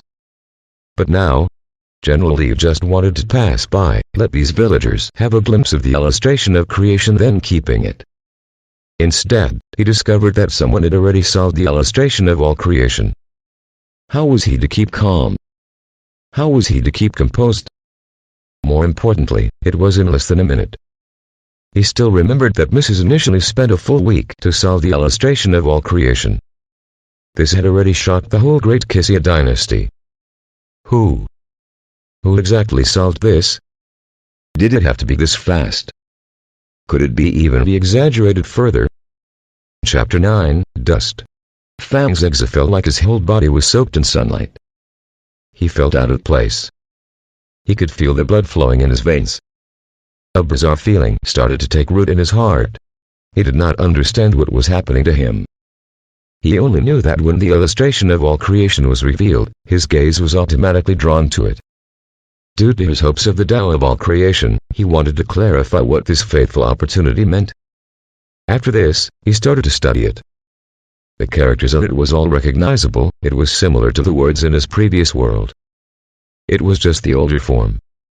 This was a piece of cake for Fang Zengzi, who was an expert in ancient literature. Even later, he realized that these characters and figures had an air of familiarity about them. Every character, every figure, from top to bottom all abide by some kind of fixed rule. This kind of pattern was uncomfortable to look at. It was as if this had an original pattern that was purposely messed up, making it extremely scattered and erratic. Fang Zengzi did not dwell too much on that. Since it's already jumbled, he would put it back together. After that, he attempted to link the characters and figures together. In the end, he was taken aback. As the characters and figures got more complex, his thoughts got deeper. How would he deconstruct these characters and figures and link them? He quickly realized that the pattern within seemed to follow that thought processes of the A-diagram tactics. The figures and characters on the whole sacred rock was similar to a matrix spell. Fortunately, this spell was not complicated. It was not something like the left azure dragon, right white tiger, front vermilion bird, rear black tortoise 4 great matrix spells. Utilizing his expert knowledge, together with the metaphysical gates of the hidden world, one that he researched in his previous life and some ancient records of different matrix spell knowledge, he finally came to an understanding. Right after that, the scenery in front of him suddenly changed. The sky disappeared, the earth gone. In front of him was an expansive ocean, the aquamarine waters rolled non-stop.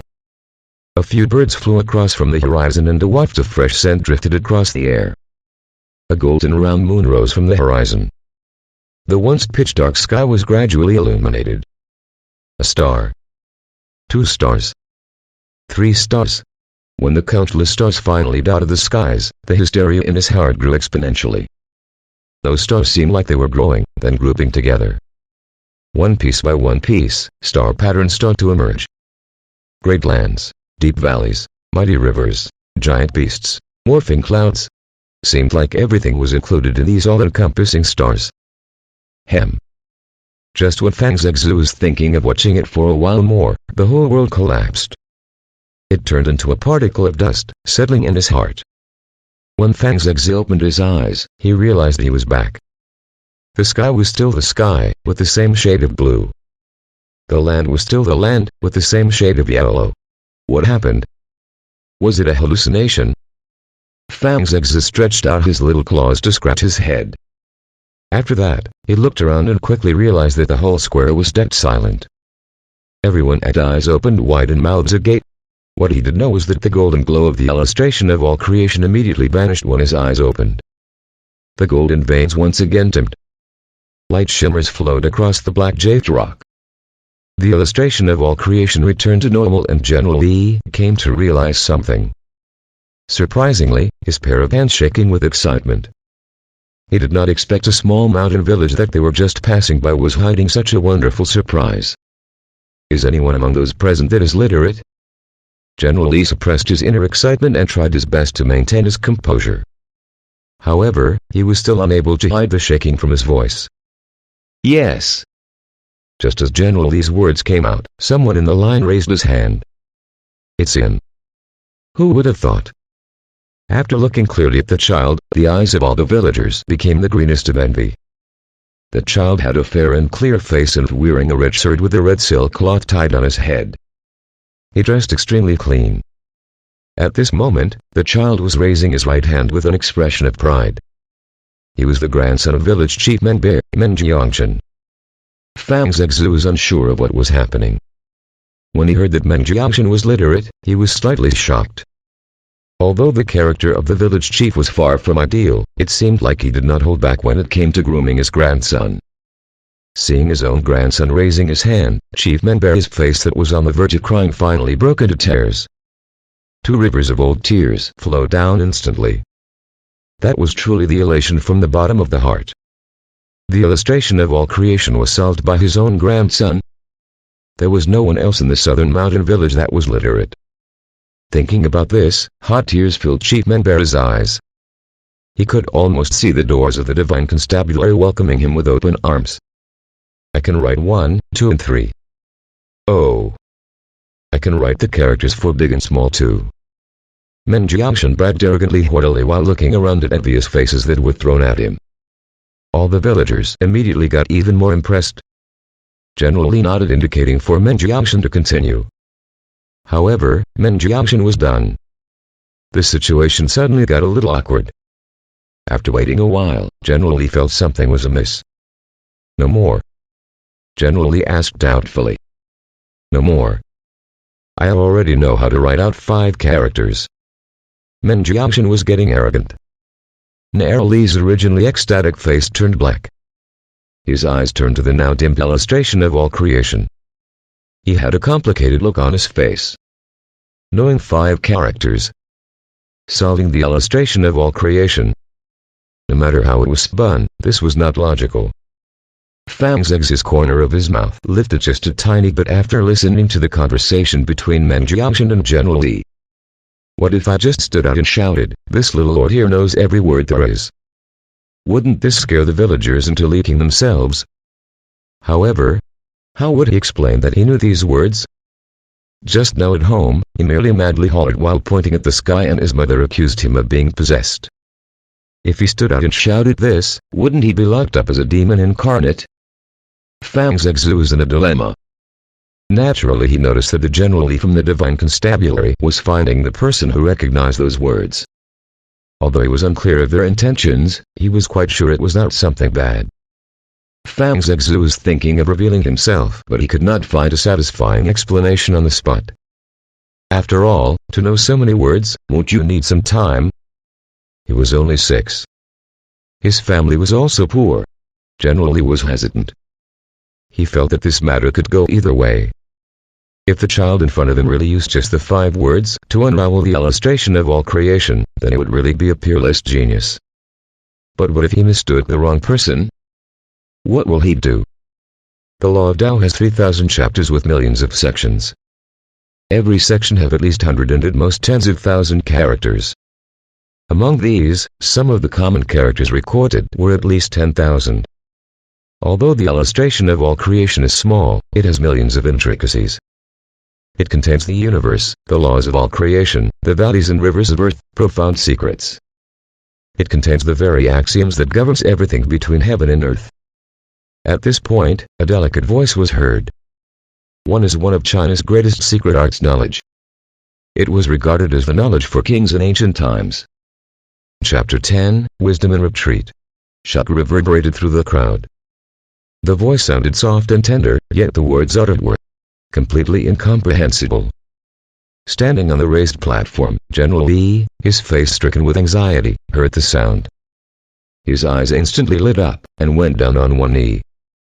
The other soldiers, including those on horses who dismount immediately, knelt down as well. Fang Zexu wondered why this voice had an air of familiarity to them. An emerald green sedan, lifted by some soldiers, arrived at the bottom of the stage. With unparalleled agility, a figure leapt out from the sedan and landed softly on the stage. A pretty girl with her hands placed behind her back, dressed in a silk skirt appeared on stage. Her hair was decorated with a single jade green flower and wore a pair of gold-threaded red shoes. It was Lolita. Her elegant, defined features coupled with the air of strength that seemed to radiate from each and every part of her instantly flashed in front of the eyes of the stunned villagers. Lolita Kaigayan observed the villagers at the bottom of the stage with a calm demeanor. Despite her young age of 5 years, she gave off a subtle, yet unmistakable aura of perfection. Huh? What is Lolita doing here? Fang Zexu wondered, a growing sense of unease built up inside him. Greetings, Mrs. Greetings, Mrs. General Li and the soldiers dressed in shining armor around him shouted in unison upon seeing Lolita appear on the stage. Village Chief Menberry of the Southern Mountain Village pays respect to Mrs. Oh my God, she is the daughter of the Divine Constabulary. The daughter of the Divine Constabulary personally visited our Southern Mountain Village. The villagers couldn't believe what they had just witnessed. Mrs. Lolita is the daughter of the Divine Constabulary. Fang Zexu felt his legs almost give way, almost letting go of the chicken thigh he was holding onto. Alright. How can things be so coincidental? How can the Lolita I met at the entrance of the village be the daughter of the Divine Constabulary? Moreover, I even gave her a kick in the butt that sent her falling into the river. Revenge never ends. Fang Zexu took one look at the azure blue skies, then crouched down and quickly squeezed his way into the crowd. This is no joking matter. In this world where classism is rife, the arrival of the daughter of the Divine Constabulary required even the usually high-ranking village chief to kneel down. If she wanted to squeeze him to death, it would be even easier than killing an ant. As such, Fang Zexu promptly decided that retreating is the best strategy. Hidden among the crowd, Fang Zexu carefully maneuvered through the people, afraid of making any large movements. As he squeezed among the villagers, he began to realize why the Divine Constabulary that eluded the Southern Mountain Village in many years suddenly made a mysterious appearance today. Preliminary examination. Children's test. What a sneaky Lolita, she is obviously using this public preliminary examination to achieve her own personal agenda, to catch me then finally killing me off. Fang Zexu evidently did not believe that this Divine Constabulary which had never set foot upon the Southern Mountain Village for so many years will coincidentally decide to suddenly host a preliminary examination here. In order to confirm his suspicions, he peeked through the crowd to observe Lolita's expression. True to his beliefs, Lolita's jet-black eyes were surreptitiously scanning the crowd from the top of the stage, her eyes darting left, right, front and back as if looking for something. I knew it. Fang's ex understood everything and instantly crouched back down. After scanning the entire crowd twice, Lolita's gaze finally landed upon Meng Jiangshan. Stealing a glance at Lolita's expression, Fang's ex sighed to himself. How fake. Obviously a rowdy person, yet she acts like such a cultured daughter of the divine constabulary.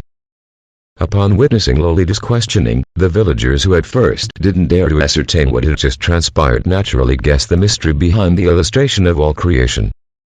Solving the illustration of all creation. This grants an undeniable entry into the divine constabulary.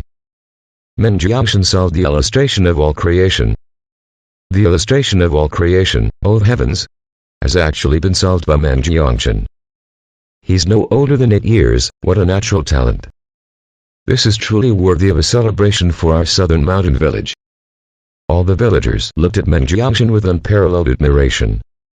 Yet Meng Jiangshan himself had confusion written all over his face. Touching his plumpish face, and then looking at the villagers' gazes, solving the illustration of all creations. How did I not realize? I obviously didn't even understand a thing. At a loss of what to do, Meng Jiangshan shot a glance at village chief Meng Bear who was standing on the stage, the grandfather who gave him power in this southern mountain village. Village chief Meng Bear who was initially but down on the floor suddenly heard Lolita addressing his own grandson. A sense of anxiety rose up in him. He knew too well the demography in the entire southern mountain village. Ability to read. In this entire southern mountain village, who else other than his own grandson would dare to claim that he could head? That means undoubtedly, it was his own grandson who solved the illustration of all creation. Holding on to this thought, he felt an immense sense of relief. He was about to gain power beyond imagination. Just as he started to break into a smile, he met Meng Jiangshan's questioning gaze. Is this kid dumb? Since he solved it, he should quickly say it out. Engulfed by worry, village chief Meng Bear immediately looked at his grandson Meng Jiangshan and without hesitation, began to nod his head incessantly. Meng Jiangshan was indeed smart, and quickly understood his intentions. Since even his own grandfather agreed that he was the solver of the illustration of all creation, it is most likely to be really true. Yes, it is me who solved the illustration of all creation. Meng Jiangshan confidently stepped out from the crowd. Well, this time, all of the villagers truly started to feel the excitement. When Meng Jiangshan stood out initially, there was still a sense of uncertainty among the villagers. Now that Meng Jiangshan himself has admitted it, it must undoubtedly be correct. Solving the illustration of all creations at 8 years old, only less than a handful in the northern lands who could achieve such a feat. No, not just the northern lands, there was only less than a handful in the entire Great Kissia dynasty capable of such feats. The southern mountain village had produced a talent. Who would dare to bully the southern mountain village in the future? The northern mountain village on the mountain opposite this? Even the high officials in the city would have to pay some respect to this southern mountain village. Indeed, once a person rises to the top, everyone related to him rises as well. Just the thought of it excites the villagers. Cane, 10 strokes. Lolita seems to have failed to see the villagers' excited expressions, her face maintaining a sense of calm as if what she said was just another small matter. A kid who could only understand 5 words accessing Tao. What a joke. Such freak occurrences are impossible in this world. Yes, Mrs. A few of the soldiers standing guard below the stage stood out immediately upon hearing the command and effortlessly pinned down the half-kneeling Meng Jiangshan, his face still beaming with delight, and whipped out a cane as thick as one's arm. Whoosh! The villagers were still confused over what just happened when the sounds of the cane making contact with Meng Jiangshan's backside resounded. Chapter 11, Observant Silence. Ow! Pain. Just a second ago, Meng Jiangshan was beaming with happiness. A second later, he immediately started bowling uncontrollably without reason. The villagers were at a loss. What is happening? Wasn't everything going smoothly? Wasn't the illustration of all creation solved? What is up with the sudden caning? Could it be that this was the prerequisite for entering the divine constabulary? Anyone who solves the illustration of all creation had to first be caned 10 times. How is it that nobody ever heard about this rule? Confusion was written all over the villagers' faces, yet nobody dared to stand out. After all, this was the order of the divine constabulary's daughter. Fang Zhexu was likewise bewildered by the sudden change in situation. Lolita's calm expression was evidently fake. No matter how much she tried to hide it, she was still unable to suppress the innate violence in her. Caning just like that, how cruel. Wait a minute. Did she just say solve the illustration of all creation? Does this mean the illustration of all creation was solved? Could it be me? Could it be? Excitement quickly grew in Fang Zhexu. It was possible. It was definitely possible. With my impressive talent, not only could I understand the writings and pictures on the illustration of all creation, I even had a vision. There is a huge possibility that this is true. Should I give it a try? If it was really me who solved the illustration of all creation, based on this world's superpowers, shouldn't it be theoretically possible to pulverize J-rocks and shape the ground with a single stomp? Holding on to this thought, his excitement grew. A wimpy scholar in his past life, he never imagined that he could have transformed into a great warrior and hero. Ha ha ha. Fang Zhexu laughed out silently to himself, then focusing his kai, slowly lifted his leg and rained down heavily on the ground. Shortly after, he felt a slight numbness in his feet. And some form of silence. The village square that was built upon layers of stone remained completely still. ... What happened? What was wrong? Where was the ability to turn stone into powder with the strike of a palm, to create a gigantic crater with the stamp of one's feet?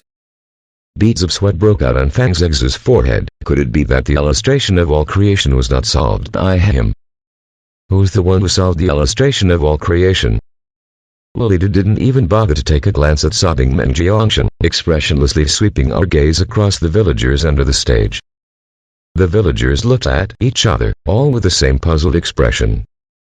Nobody was able to understand anything that was happening. Across the whole village square, other than the piercing cries of Menjiangshan's uncontrollable bawling, and the subtle sound coming from village chief Menbear's shivering legs, there was nothing but dead silence.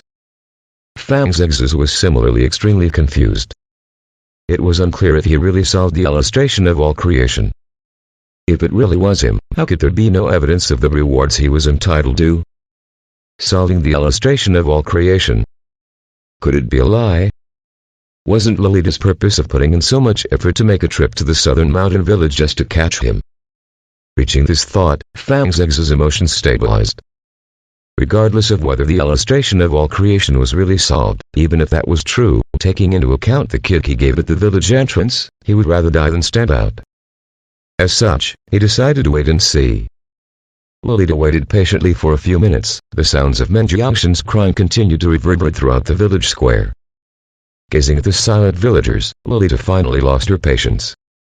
Is anybody else here able to read? Lacking other options, she could only change the question.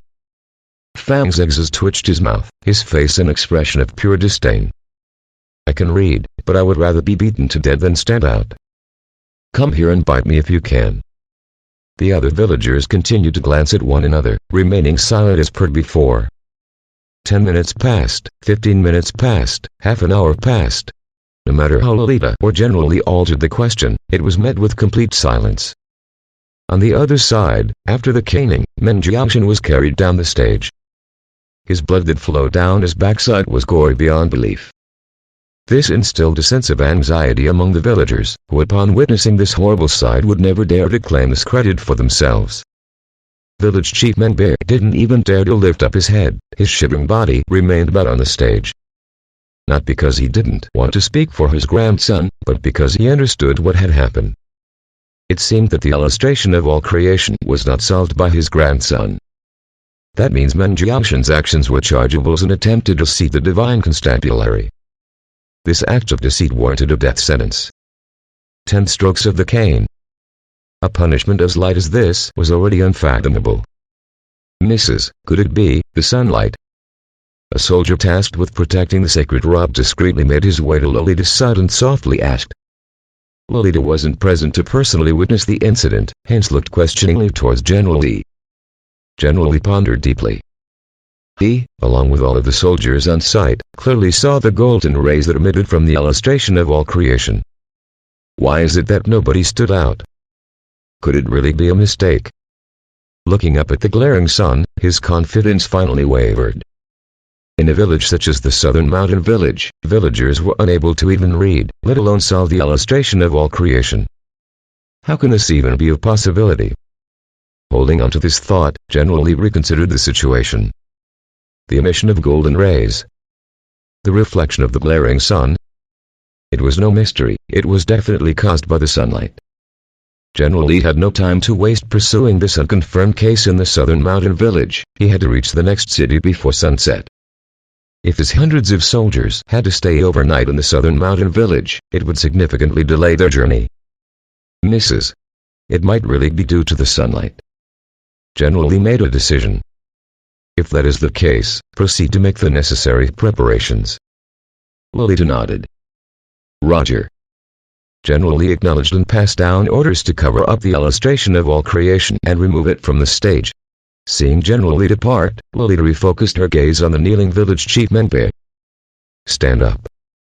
Roger, thank you, Mrs. Village chief Menbear immediately bowed in gratitude. His back was thoroughly soaked with sweat, yet he couldn't muster the courage to wipe it. Menbear, let me ask you, why are the fire plume chickens you sent so unappetizing? Are you intending to play a fool with me? Lolita casually asked. Unappetizing. Fooling with Mrs. This. Beads of sweat began to reappear on village chief Menbear's forehead. When he initially heard the news that the daughter of the divine constabulary wanted to eat fire plume chickens, he was delighted. He immediately ordered one to be roasted at home. Yet, it seems that this daughter of the divine constabulary was unsatisfied, putting the chicken down upon taking just one bite. Lacking other options, village chief Menbear had to source for fire plume chickens throughout the village and even gathered the best fire plume chicken chefs in the village. But now, despite roasting over 20 fire plume chickens, this divine constabulary's daughter still remained unsatisfied. What to do? Am I really going to die today? This is the end of my men family. This is the end of the southern mountain village. Observing village chief Menbear's shivering figure, her mouth twitched as if pondering over a thought, then swept her gaze across the village crowd once again. Fang's immediately reconciled himself. This Lolita had the ability to split giant stones with her bare hands, and most importantly, she had immense power, being able to casually ordering 10 strokes of caning. Who could deal with that? If anybody can roast a fire plume chicken that is satisfying enough, you are entitled to take this gold ingot. The sides of Lolita's mouth etched into a subtle smile, then with a flick of her hand, a shining gold ingot magically appeared. Under the glaring rays of the sun, the ingot of gold radiated a warm golden light that sparked excitement in the hearts of the people. Chapter 12, Staying Alive. The villagers' eyes instantly whitened, each of their faces flushed bright red. What could excite one more than this precious gold? A gold ingot in exchange for a fire plume chicken. This is a gift from heaven.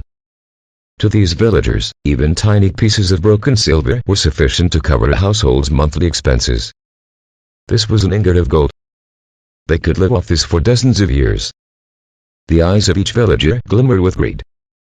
Fang's was no exception. Gold. Fang's instinctively shouted out loud. If not for the shouts of excitement of other villagers, he would have been exposed instantly.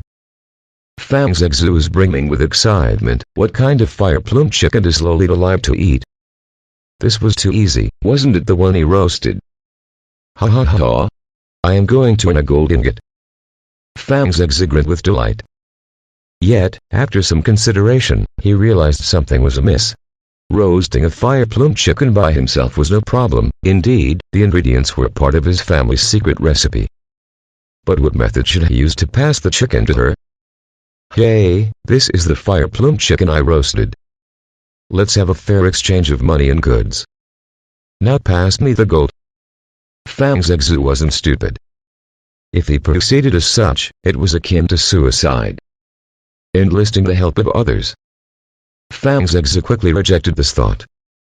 Firstly, if others were to carry out the exchange for him, getting the gold back from them would be a huge problem. Moreover, no matter how many people were involved in the exchange process, the southern mountain village only consisted of over 100 households. Given Lolita's abilities, discovering the source of the chicken would be easy. Sigh, I still can't stay alive. What to do, what to do? Fang's Eggsy hopped about in anxiety, but he couldn't think of a suitable solution. Wait a minute, how about waiting till Lolita leaves the village, then stealthily leaving the chicken on the path towards the village entrance? No. What if Lolita plays cheat? Even though this idea was indeed feasible, but it definitely wasn't the safest. I have to get my hands on this gold ingot. She had already taken it out, it would be risky to allow her to take it back. Fang's Eggsy cried out silently. Lolita was definitely doing this on purpose, using gold to lure him into a trap. Yes, this was definitely the case. But, the gold. Fang's Eggsy's eyes were glimmering with greed. Even though he knew this was Lolita's trap, but not claiming this gold ingot he was entitled to was unthinkable. Who cares, this might be Lolita's trap, but I must get my hands on this gold. As Fang's Eggsy thought to himself, the excited villagers couldn't control themselves anymore and started to call out. I can roast. I can roast. Mrs. Please wait, I have a fire plume chicken at home, I will go roast it immediately. Undeniably, the power of a single gold ingot was colossal. In a matter of seconds, the villagers quickly dispersed towards their individual households. Even Li Zuangshi, who passed the round, didn't hesitate, failing to qualify for the divine constabulary, he might as well take advantage of this opportunity to earn some gold. The scuttling of the villagers left Fang's Eggsy no choice but to run as fast as his stumpy legs could carry him, blending in with a frenzied crowd. Naturally, he didn't wish to be left alone in the middle of the village square, waiting to be caught by Lolita. The entire village square became desolate. However, just as quickly, the square started to fill up again. The villagers from each household began to prepare their stoves, roasting the fire plume chickens with unprecedented intensity. Dozens of households filled the village square, their numbers limited only by the shortage of fire plume chickens in the village. On the other hand, village chief Menbear led a team of villagers armed with water buckets, standing on alert for any mishaps that may set the village on fire. Mum, don't go. Fang's Eggsy, his face speechless, cried out at Kingslien, who somehow got her hands on a fire plume chicken. Yet, looking at her restless expression, Fang's Eggsy knew her mind was set. Eggsy, you are still young, you won't understand. This is gold, a large ingot of gold. If luck is on our side, we wouldn't have to worry about our finances for dozens of years. Kingslien didn't even bother to pay any attention to Fang's Eggsy, snatching up the ferns with one hand and sprinting out of the house. Fang's Eggsy had no chance to stop her at all. As she ran, she screamed at Fang's Eggsy's dad, quick. Hurry up. All right. I'm coming. A man with big eyes and bushy eyebrows ran out from somewhere within the house, carrying a pile of charcoal. His face seemed sincere and honest, wearing a tattered piece of leather, carrying the same restless and excited expression. However, his right arm was nowhere to be seen. Fang's Eggsy didn't even have any time to react before his dad disappeared without any trace. After being married for years, their personalities indeed influenced each other. Fang's Eggsy stared blankly at the now deserted hut. I know that children of poor households have to assume the family head role early, but I'm only 6. How can they leave me alone at home just like this? Ultimately, a child has no say over the adults. At his young age, he had no choice but to stand guard at home and assume the role of a good boy. It would be wishful thinking to hope that the adults would listen to his opinions. Gold. Shiny ingots of gold, who dare say kids won't understand? I want it even more than you adults. How can I safely, yet successfully, claim that gold? Fang's Eggsy looked up at the azure blue skies, his large black eyes shifting around in their sockets. I have to present the fire plume chicken in front of the entire village, else she might go back on her words. But, I bet she will capture me on the spot. Even if my punishment is light, I'll still be spanked. If the punishment is heavy, I might not even be able to keep my life. What to do? I must think of a way that will allow me to retreat in one piece. And there's another problem, where do I even find a fire plume chicken? As he pondered, his gaze drifted towards his neighbor's courtyard. The fire plume chicken. This problem can definitely be solved. Only by increasing our interactions can we truly capitalize on our neighborly spirits. As he thought of his neighbor, Fang's Eggs suddenly remembered Li Zhu's anxious feat of lifting the 250 kilograms of black cauldron. At the same time, memories of the preliminary examination and Lolita's incessant questions on stage, asking who knew how to read, flowed through his mind. Aha! Fang's Eggs' eyes instantly lit up. The army of chefs on the village square finally began to disperse, their hands carrying a single roasted fire plume chicken, forming a snaking queue waiting for Lolita to sample their masterpieces. Chapter 13, Fraud. Aya, none of your fire plume chickens can pass. Look at here, then here, it's all blackened, don't you know it's burned? You have to separate the chicken from the heat with a piece of bamboo. How can you even think of earning the gold when you don't even know this? Mrs. Li exclaimed with glee, her hands wrapped around a golden brown roasted fire plume chicken, pointing out the mistakes of each villager. I bet the gold ingot will belong to Mrs. Li this time. Village Chief Menbear nodded, taking a glance at Mrs. Li's roasted chicken. Li Her's backside still ached, but still managed to continue grinning gleefully, siding with his mother. The well-built Li Zhu Bangship stood smiling by the side. He had seen almost all of the fire plume chickens at the village square, and noticed that only his Li family's chicken was perfect. On the other hand, Kinslien had to borrow a chicken, hence was slightly late. As such, she was unable to roast the fire plume chicken using Mrs. Li's method of roasting the chicken slowly using indirect heat, resulting in a small burn mark on her chicken. Sisters Lin, your roasted fire plume chicken obviously isn't going to pass. Mrs. Li rattled on, making our way towards Kinslien's side. Whether it's good or not, isn't for you to judge. Kinslien retorted, not convinced. Ha ha ha. Sisters Lin, your chicken might be roasted better than the rest, but you can forget about the gold. Better for you to think about how you are going to repay the money for this fire plume chicken. Mrs. Li gleefully replied.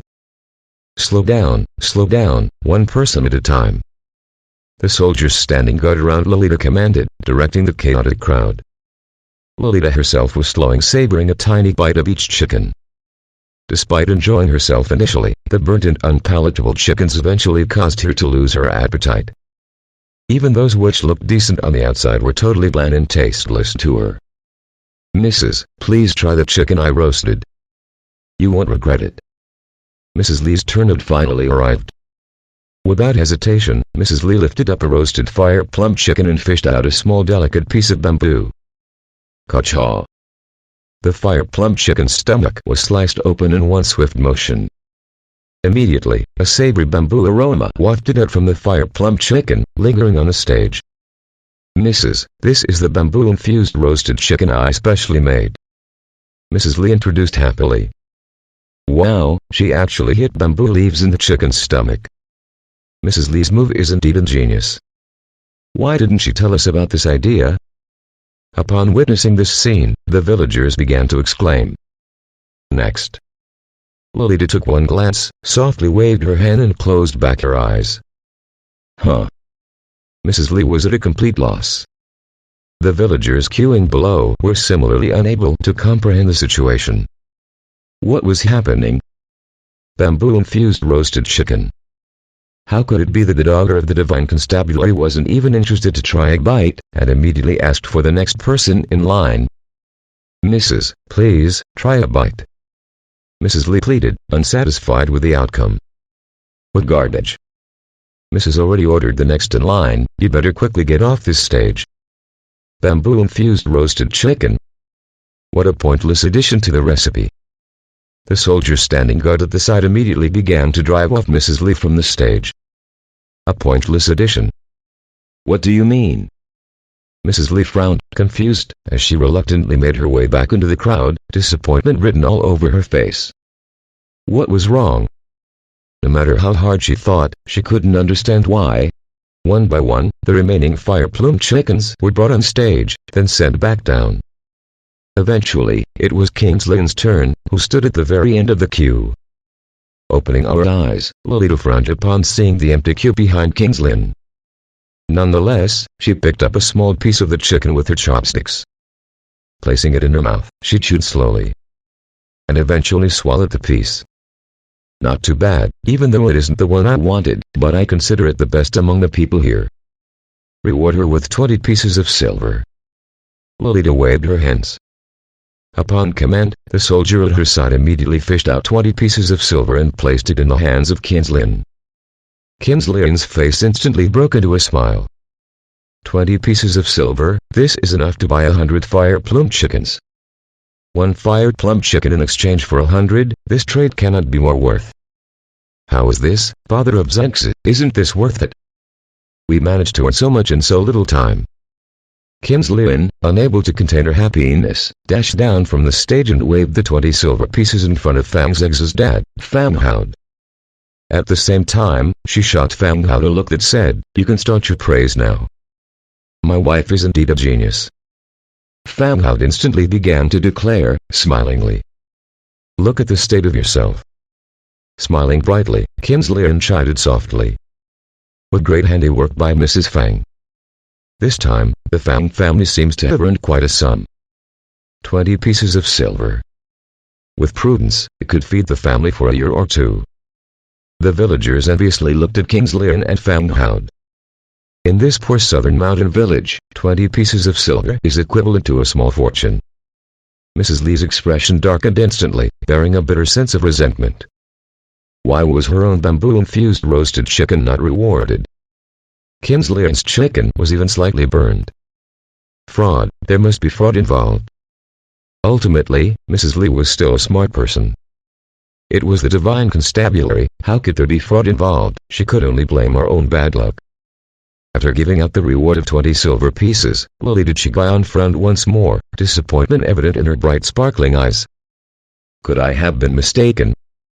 Even though that chicken thief definitely ran towards the southern mountain village, this doesn't necessarily imply that he is an occupant of the village. What a misfortune.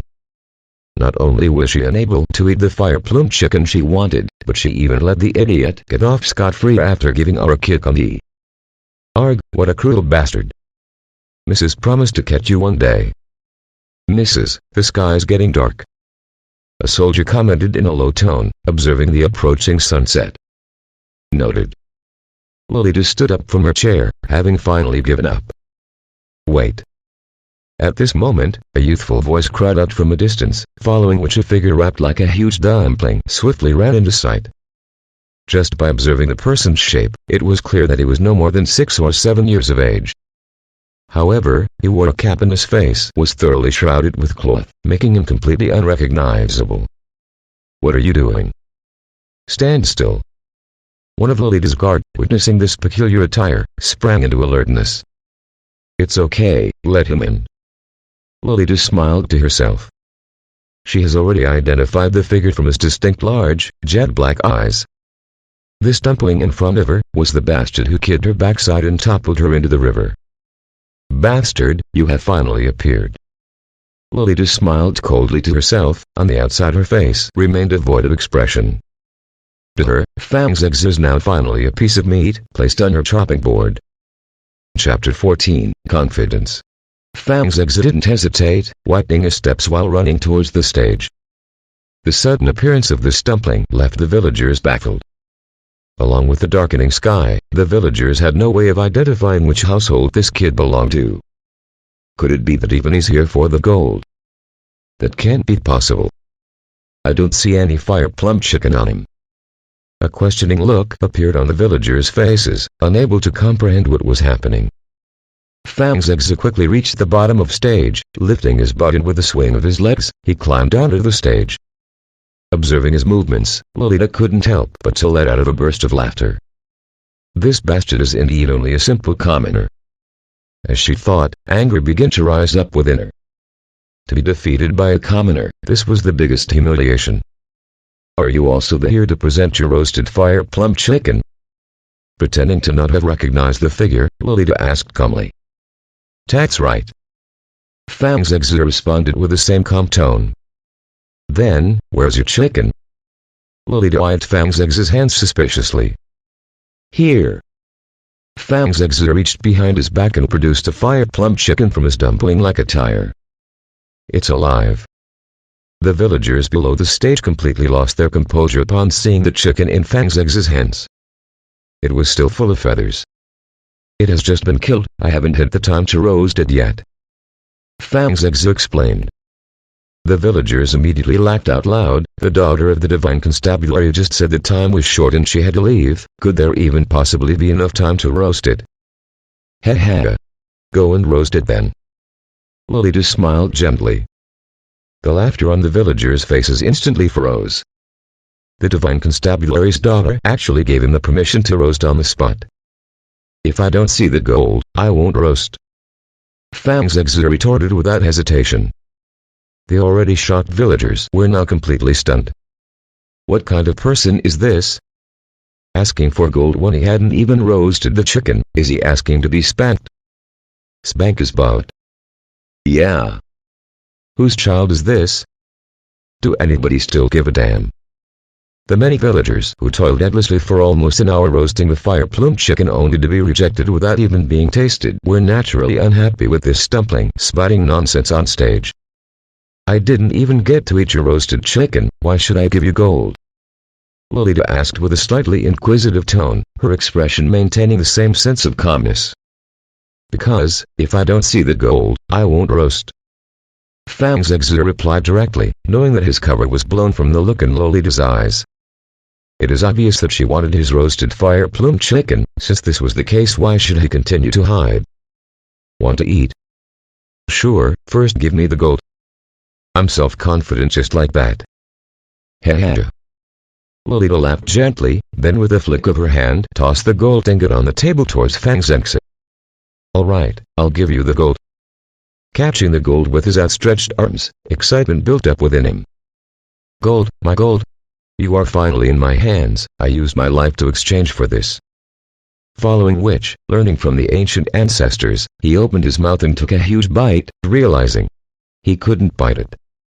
"Oh well, my teeth aren't strong enough yet."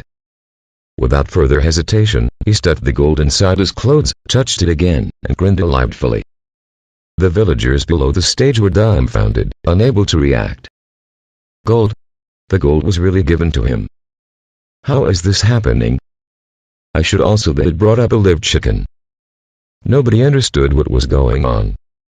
Nobody. Mrs. Lee held down to her bamboo-infused roasted chicken as per before, but this time, her face was green as the bamboo. What the hell? Whose child is this? A chicken with feathers still intact exchanged for an ingot of gold. She wanted to dash onto the stage and pry open the stumbling, taking a good look at the filling inside. However, once she noticed the soldiers standing guard beside Lolita, this intention vanished just as quickly. On the other hand, Kinsley was still smiling in delight from her 20 silver pieces, grinning so happily that her eyes were nothing but a line.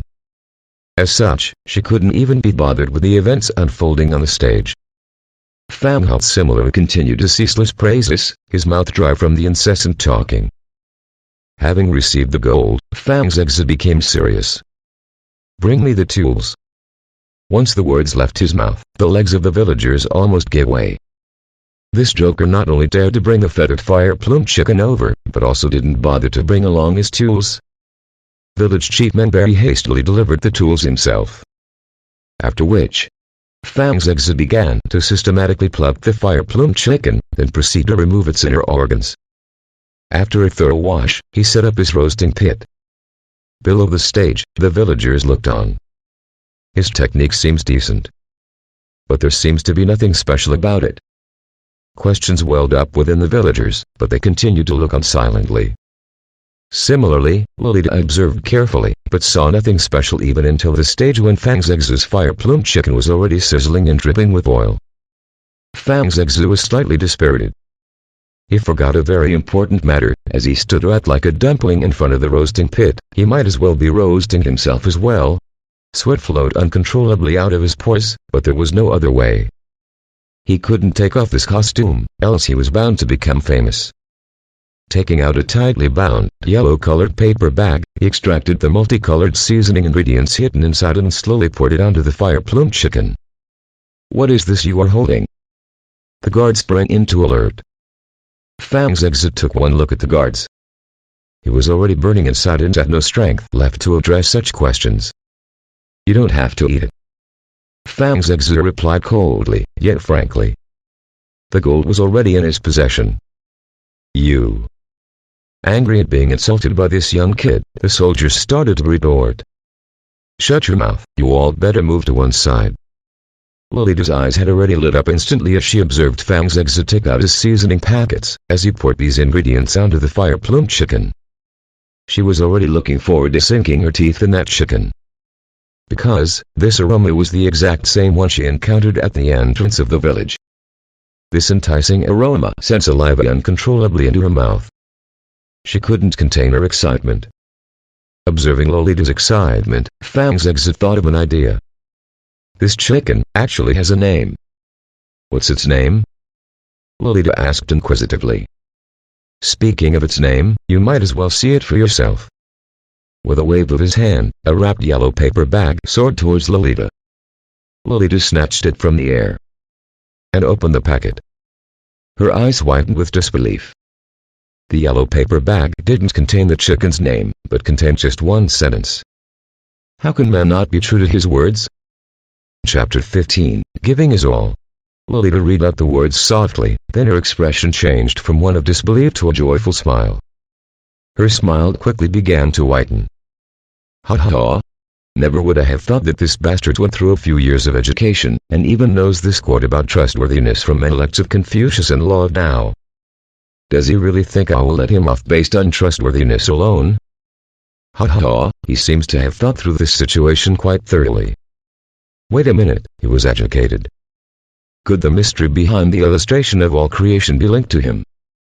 That's not very possible, even if this bastard received some education, just based on the poor, dilapidated condition of the southern mountain village alone, it is impossible to reach a level that enables one to solve the illustration of all creation. General Lee must be mistaken. Lolita knew very well that a broad spectrum of deep knowledge was imperative for solving the illustration of all creation. 15 minutes. Solving the illustration of all creation. And by a bastard chicken theft in the southern mountain village. This is downright impossible. But, what if? General Lee might have claimed that the incident was an illusion triggered by the sunlight, but so many soldiers on the village square personally witnessed the incident. The possibility that it was a mistake seems low. Unless it is really him. Guards, catch this Bess. Huh. What is he? When Lolita raised her head, other than an abandoned roasting pit along with the fire-plumed chicken that was still emitting its heavenly aroma, Fang's exit was nowhere to be found. He got away. Lolita finally came to her senses. What happened? How did he disappear? This? Lolita blinked with anger. This is too humiliating. It wasn't easy setting up this trap successfully, but how can he suddenly just disappear? She couldn't contain her temper anymore. Shameless, absolutely shameless. The contempt in Lolita's tone was clearly evident. Shouldn't a man possess a stronger spirit? The guards Lolita previously chased aside were standing far away, their faces crestfallen. Hearing Lolita shout, they were instantly jolted out of their temporary depression. Yet, by this time the dumpling was already nowhere to be found. Due to the almost hour-long roasting process, night had fallen on the southern mountain village. The village square was completely engulfed by darkness. Chase him. Some of the soldiers immediately sprinted off without further hesitation. The villagers below the stage were at a complete loss. Why did the person roasting the chicken disappear? Didn't he already receive the gold ingot? Why would he run? Nobody could comprehend the situation. Shameless bastard. Lolita's face flushed red with anger. Evidently, her adversary had set up a perfect plan, waiting this time till everybody had finished their roasting, and all the chickens had been sampled. Then, making this appearance, he had already predicted that he would be allowed to roast the chicken on stage. Roasting the chicken slowly, time flowed on. When night completely fell on the village, and patiently waiting till she chased away the guards, he then proceeded with his great escape. Before that, he even managed to confound her with his note, how can man not be true to his words? Flawless. Even Lolita had to admit, this plan was flawless. Every individual detail was carefully thought out and planned, from the geographic conditions down to the individual people involved. And his brevity, it was indeed respectable. And could it be that he really was the one who solved the illustration of all creation? HMPH. Despite this, his shamelessness was still unprecedented. Taking the gold and then running away. Do such people even exist? Not only was she kicked in the butt, but despite having complete control of the situation, this bastard was still able to fool with her mind. Erg. Lolita wanted to scream out loud. At least this bastard wasn't shameless enough to run off with a fire plume chicken. Holding on to this thought, Lolita's gaze was quickly drawn towards the dripping, succulent fire plume chicken that was still giving off a heavenly aroma. Gently bending her body, she brought her nose in front of the chicken thigh and inhaled softly. Gulp, the aroma was salivating. Her cherry red lips parted slightly, and bit down on the chicken wing. Instantly, Lolita's face filled with bliss. The meat was perfectly smooth, crisp on the outside and tender on the inside. The savory chicken left a distinctive aftertaste in her mouth that led her to close her eyes in bliss. The sense of euphoria she experienced was extraordinary. This is too delicious. Lolita gasped softly in delight. Reopening her eyes, her gaze was met with the wide-open eyes of the villagers staring right at her. The villagers were not spared from the salivating aroma of the fire plume chicken. The scent was too unique, as if the product of dozens of herbs and spices that when combined together, produced a heavenly taste. Gulp. Staring, mouth agape, at her chicken, then glancing at their fire plume chicken they held on their hands, they finally began to understand. What makes the chicken worth an ingot of gold?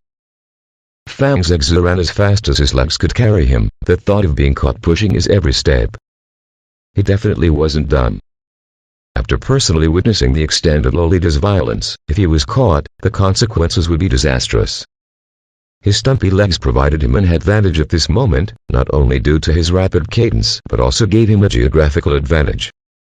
Rather than running directly out of the village square, he stealthily slipped into a small drain beside the square. This was where people normally disposed of their rubbish, a place most would naturally avoid. For his money and his life, he was willing to sacrifice everything else. Making a decisive choice, he crawled into the drain, circling it till he located a huge tree which he climbed. From his high vantage point, he could generally figure out what was happening at the village square. He then began to strip, removing the pieces of cloth around him that made his dumpling costume, hanging them one by one on the tree branches. In a blink of an eye, he has transformed back into Fang Zigzag. Back on the stage in the village square, Lolita let out a satisfactory burp, then landed her gaze on the anxious faces of the soldiers beside her. General Lee also managed to rush back upon being notified of the incident, his expression carefully controlled. Ah! Lolita sighed softly, looking up at the dark skies. Did she really just let that bastard escape successfully? The incident of the illustration of all creations. After some consideration, Lolita decided to give up for the moment. Firstly, the incident was not confirmed. Secondly, it was indeed dark. If her adversary had the intention of hiding, it would be extremely difficult to locate him within a short amount of time. These fire plume chickens might not have lived up to my expectations, but the effort put into them is clearly evident. Purchase all these roasted fire plume chickens at double the market price, and distribute them to the soldiers to eat on the move. Satisfied from the meal, the lingering anger in Lolita subsided. Thank you, Mrs. Upon hearing this, the villagers began to smile.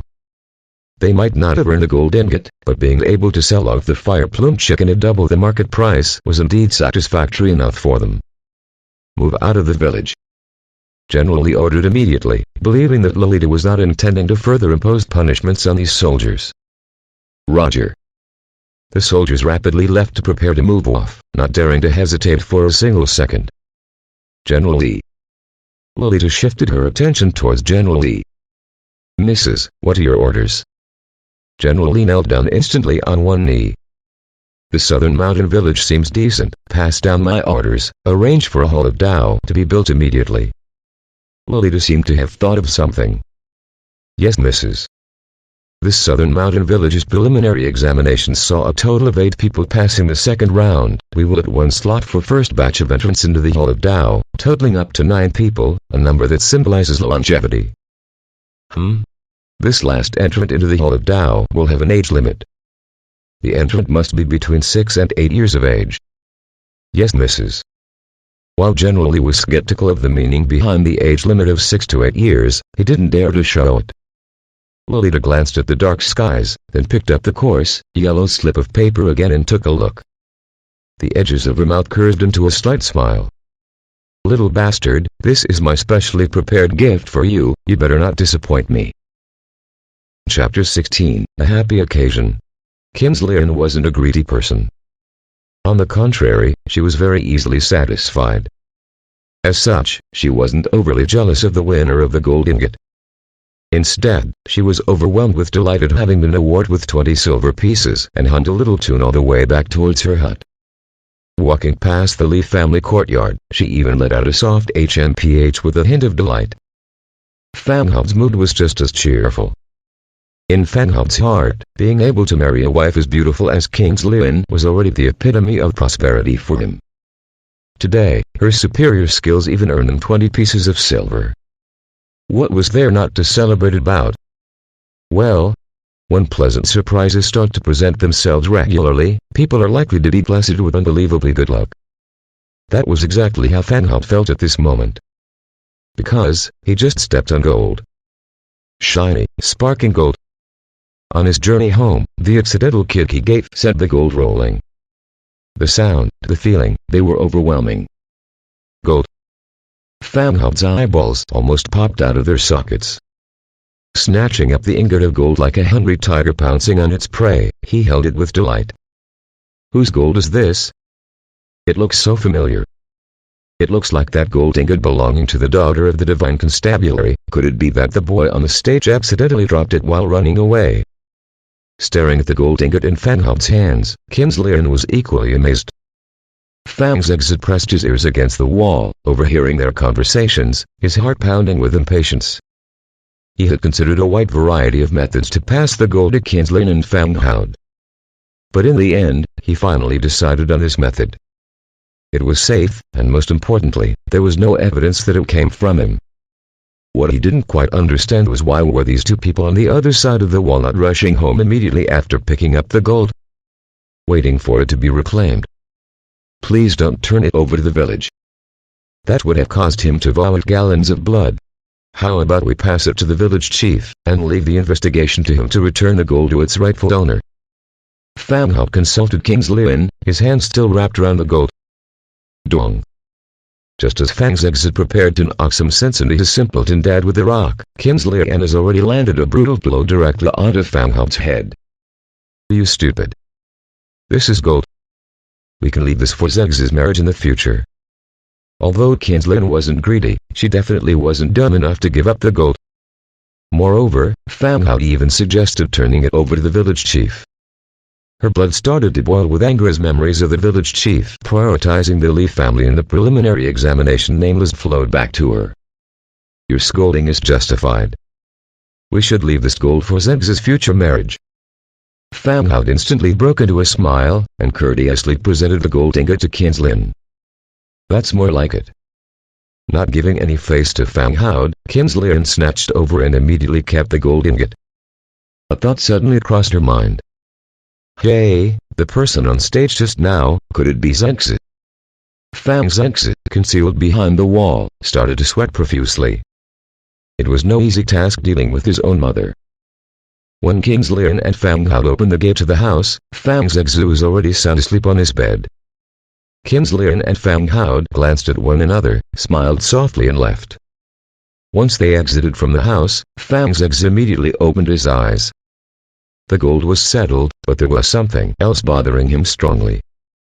Sitting upright on his bed, he gently pushed open the small windows beside his bed and looked out at the starry skies, his mind replaying what he saw earlier that day. Was it me who solved the illustration of all creations? Fanghaud was undecided. After some thinking, he decided to give it another try. Man's knowledge is limitless, yin, yang, holding his breath, channeling his kai, breathing in deeply. The spiritual energy he absorbed was what people normally call air.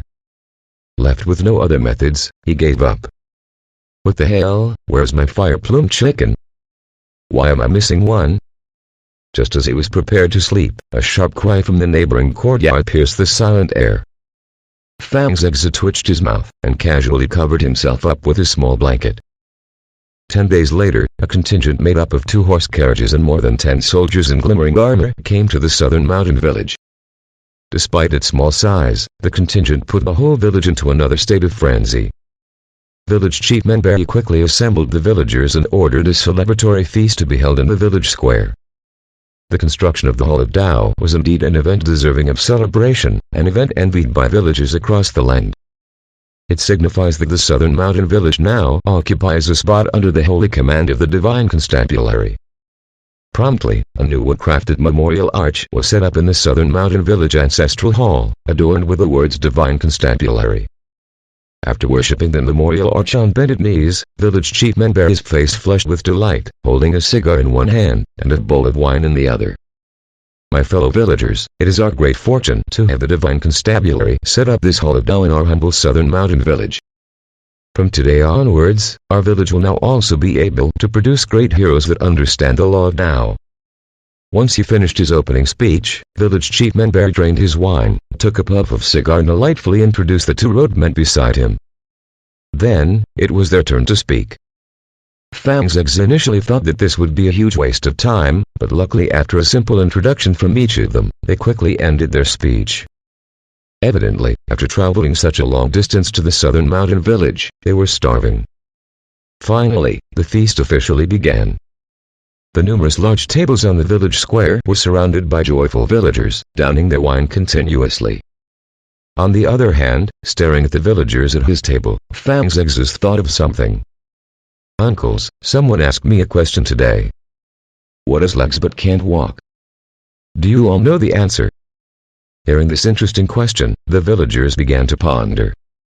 What has legs but cannot walk? Is it fish from the river? How is that possible? Fishes have tails, not legs. ... More and more answers were shouted out, the villagers' discussions becoming more and more intense, each suggesting his own solution to the question. Some villagers also seemed to be deep in thought. On the other hand, Fang's ex was devouring the food on the table as fast as he could. Once the feast ended, the village square was riddled with mess. The male villagers stood up and left, leaving the women behind to clean up the litter. Fang's ex might only be 6, but he was also fortunately grouped with the men. As such, he was not obliged to clean up. It was still early, hence Fang's ex decided to take a walk around the village with his stumpy legs. Fang's ex, let's play hide and seek. I don't want to play. Fang's ex sternly rejected the invitation of a little boy, whose mucus was flowing uncontrollably from his nose. Fang's ex, let's go swim in the river. Is your elder sister going? My elder sister is still helping with the cleanup. Then I'm not going. ... Fatigued from having walked one full round around the village, Fang's ex had prepared to go back home and take a rest. Just when he reached home, Kinsley's thrilled voice sounded out from outside the door before Fang's ex even had time to lie down on his bed. Exustab. Miracle. It's a miracle. Chapter 17, Tired at Heart. Miracle? Am I going to have a baby sister? Fang's ex had pressed his ear against the window and listened. Then he understood. The miracle was actually linked to the Hall of Tao. The divine constabulary has been generous, having added another slot apart from the initial 8 slots with one condition. The entrant must be between 6 to 8 years of age. Mrs. Lee must have bribed the village chief on the previous preliminary examination. How can this be? Our village chief is an honorable man. Ex's dad persuaded. I don't care, no matter what, this time the slot belongs to our Zex. Tonight you are coming with me to visit village chief Menpe. Make sure you bring in the incident about your arm during our conversation, is that clear? This? Alright. Without doing anything wrong, once again Fang's ex was left alone at night in his home, staring up at the silver moonlight and counting the infinite stars in the sky. He was sound asleep when he was suddenly awakened by a low crying sound. Gently opening the door, he saw the tear-stricken face of his own mother, Kinsley, and his own father anxiously providing words of reassurance by her side. Why? Why give it to the Lee family? There must be some reason behind village chief's actions. Fang Hao softly tried to persuade her. Reason. Isn't it just based off the fact that Li Zhuangshi passed the test and was able to lift the 250 kilograms of black cauldron? In the future, if Li Zhuangshi managed to achieve first-class results in the Law of Tao examination, he would be able to receive personal training from the Divine Constabulary. Village chief is evidently trying to curry favor with the Li family. But, Li Zhuangshi is indeed the biggest hope of the entire village. I don't care. Li Zhuangshi is Li Zhuangshi, Li Hu is Li Hu. My Zhengzhu isn't inferior to Li Hu in any way. Moreover, Li Hu even failed the previous examinations. Ah. Qin Lian let out a desolate sigh, berating Fang Hao for his uselessness. Becoming increasingly dismal, she began to cry harder and harder. Recounting King Lian's delighted mood a few hours before, then having witnessed this, Fang Zhengzhu put together the pieces of the puzzle and figured out what has happened. Looks like our village chief gave the slot to Li Hu. Alright. Knowing that there was no opportunity for him to enter this hall of Tao, Fang Zhengzhu looked towards the sky, deep in thought. If I can't enter this hall of Tao, I'd better think of another method. In reality, Fang Zhengzhu wasn't too concerned about whether or not he could enter the hall of Tao. What he needed was an opportunity to deceive the villagers that he had already started to learn and read, so that in the future if any situation arises that revealed his ability to read, the villagers would not laugh it off. Show the entire village he could read. An idea suddenly came to Fang Zhengzhu. Mum, even if I don't enter the hall of Tao, I still can learn. Not entering the hall of Tao. Self-learning. The instant King Lian, who was still sobbing hysterically in the living room, heard Fang Zhengzhu's voice, her body jerked, rapidly wiping off her tears with her sleeves. Since when did Zhengzhu wake up? Fang Hao got awkwardly at Fang Zhengzhu, who was standing by the door. Ah, Zhengzhu must be hungry, let mommy cook something for you. Qin Lian's expression quickly turned into a smile, walking towards Fang Zhengzhu, squatting down and embracing Fang Zhengzhu in her arms. Feeling warm and fuzzy inside, Zhengzhu thought, it seems that his parents were unwilling to show him their fragile side. Good boy Zhengzhu. Qin Lian whispered softly over and over again, her body beginning to shake uncontrollably. The next few days were peaceful and uneventful once again, but what Fang Zhengzhu found peculiar was that his dad had suddenly disappeared, his mom giving him the explanation that his dad embarked on a long journey. Wearing a pink dress, Lolita, her eyes bright as the stars, sat in front of her desk, looking down at a slip of paper in her hands. Li Hu. 6 years old. This bastard's name is indeed horrible. With a wave of her hands, the slip of paper landed in a fern some distance away, then lifted up the brush on her desk and began to write. Come. When she finished writing, Lolita sighed softly. Mrs. What is your order? A soldier walked in and knelt on one knee. Bring this question to the hall of Tao within this southern mountain village. I want you to personally test a 6-year-old kid by the name of Li Hu. Lolita pointed towards the slip of paper she wrote. Standing up straight, the soldier gingerly received the paper with both hands. Then, looking down at the paper, the expression turned to one of confusion. 6-year-old. The soldier didn't dare to press further, but had to confirm what he just heard. Yes, if this Li Hu can solve this problem, throw him into the drain beside the village and make sure you step down hard. But don't harm his life. If you can't solve it, give him 10 strokes of the cane on the spot. Yes, Mrs. The soldier immediately exited the room. Exiting the room, the soldier eyed the slip of paper again, feeling a sense of pity for the kid named Li Hu. This question was tough even for him, much less a 6-year-old kid in the southern mountain village. And most importantly, no matter how this Li Hu answered the question, the consequences are equally bleak. After the soldier left, Lolita was left to herself. Casually flicking through a book on military tactics, she slowly stood up and walked out of the door. If the illustration of all creation was really solved by this little bastard, then this question should be no problem for him. But, what if he really managed to answer it? Am I supposed to invite him to the Divine Constabulary? Watch over him daily. More like torture him daily. Ha ha. This day, the southern mountain village was bustling with excitement. Toiling together, the construction of the Hall of Tao finally finished. Facing towards the south and built with layers of stone, it was indeed majestic. The redwood constructed memorial arch at the door was carved skillfully with the words Hall of Tao. This was a gift by the Divine Constabulary, delivered to the village on horse, and a stamped bright red rectangular on the top by the Divine Constabulary. Within the hall, there were 4 small courtyards, 2 learning halls, 1 training ground and 1 leisure hall. Fang Zhengzi wasn't qualified to enter, but he managed to steal a few glimpses during the construction of the Hall of Tao, and overheard the conversations between the 2 roadmen as they drew with their small black brushes. Other than these, the Hall of Tao's exterior was adorned with a few large words painted in black ink. Today's lesson: Fundamentals of the Law of Tao and the Trintric Classic.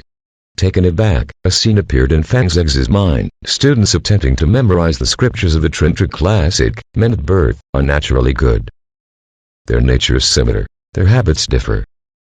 Well, Fang Zhengzi realized that not entering the Hall of Tao wasn't a bad thing.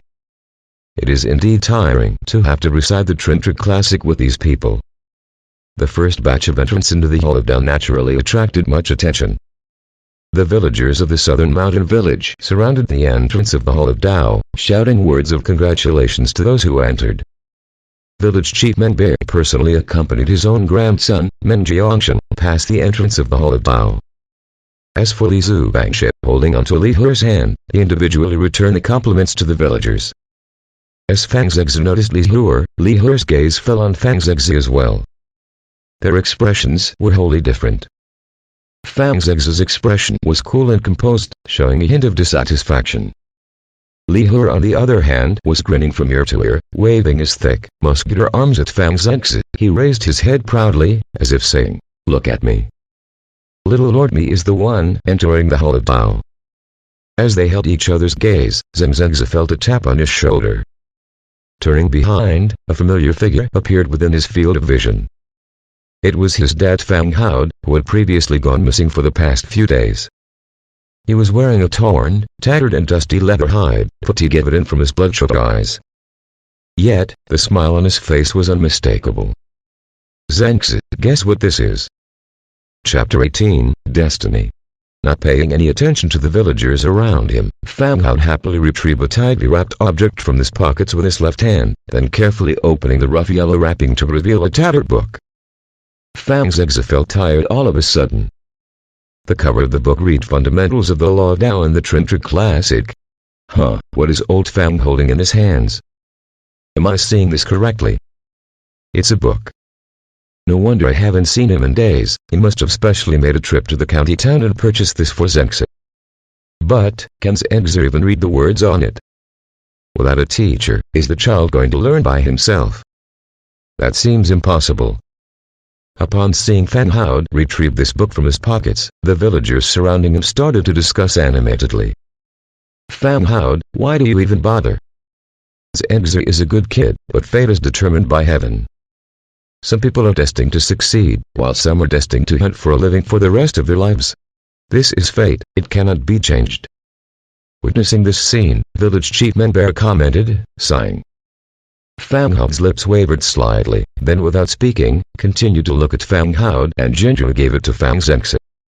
Meeting his gaze, and having heard the relentless persuasion of the adults, Fang Zhengzi suddenly felt that this Fundamentals of the Law of Tao and the Trintric Classic in front of him is now the most valuable thing in the world. Well, it seemed that there were some things he had to do. "Thank you, Dad." Fang Zhengzi respectfully received the book with both hands, and gave his dad a deep bow. Thump thump thump.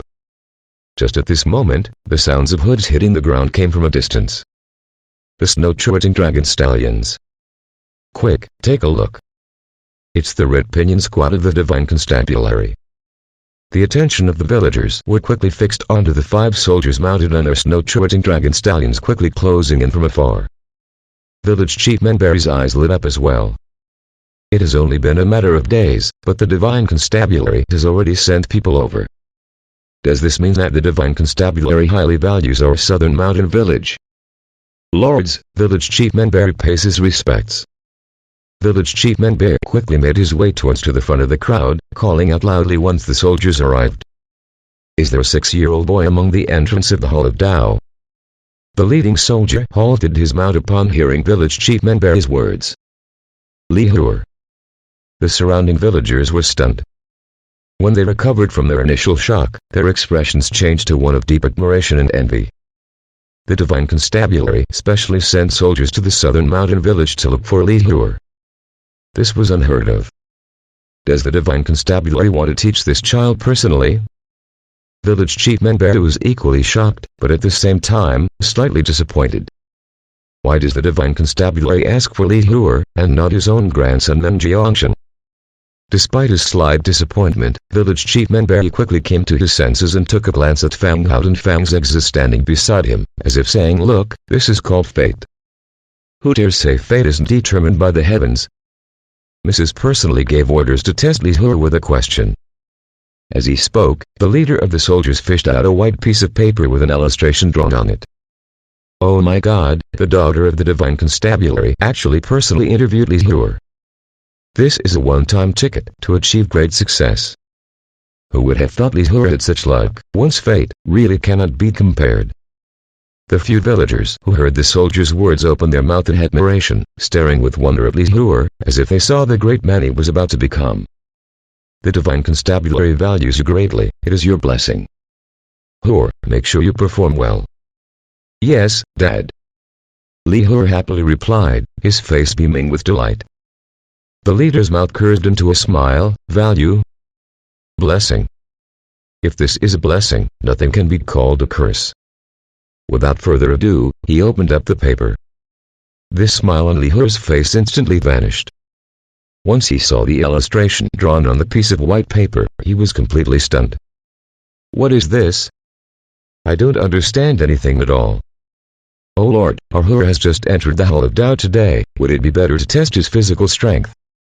Staring blankly at the piece of paper, Li Zuangshi was equally stunned. Why wasn't the test about lifting cauldrons? Or even lifting stones? If that wasn't possible, maybe testing his archery skills.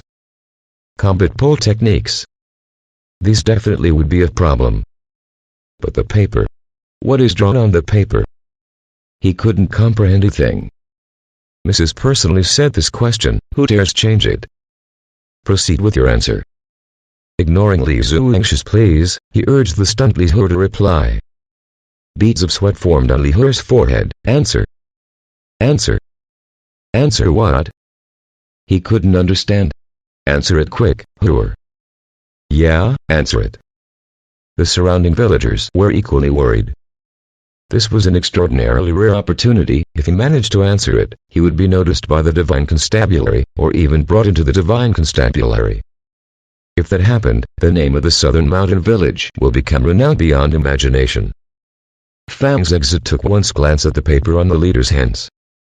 A smile quickly began to form on his face.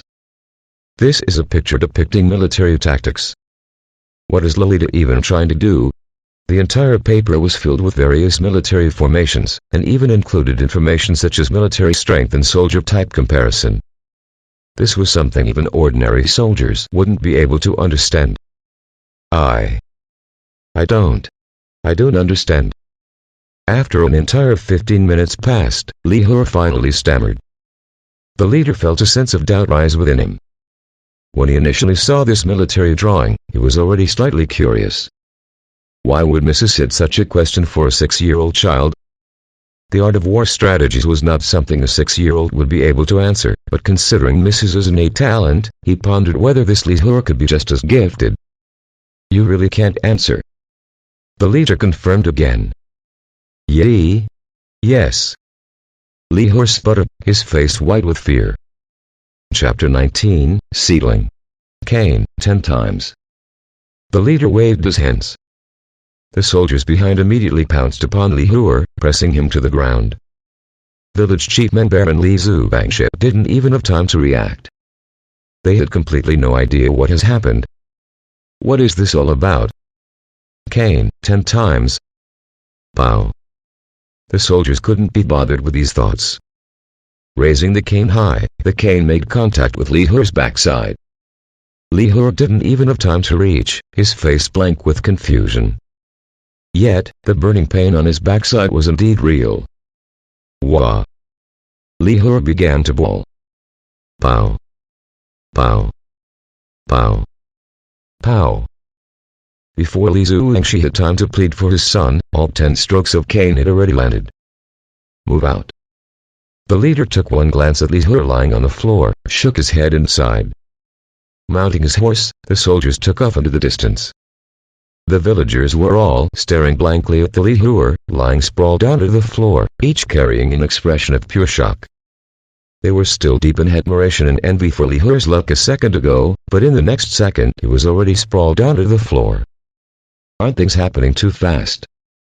Fang's Exa stared at Lihur, thinking about the illustration written on the white paper, then recalling everything that had happened previously.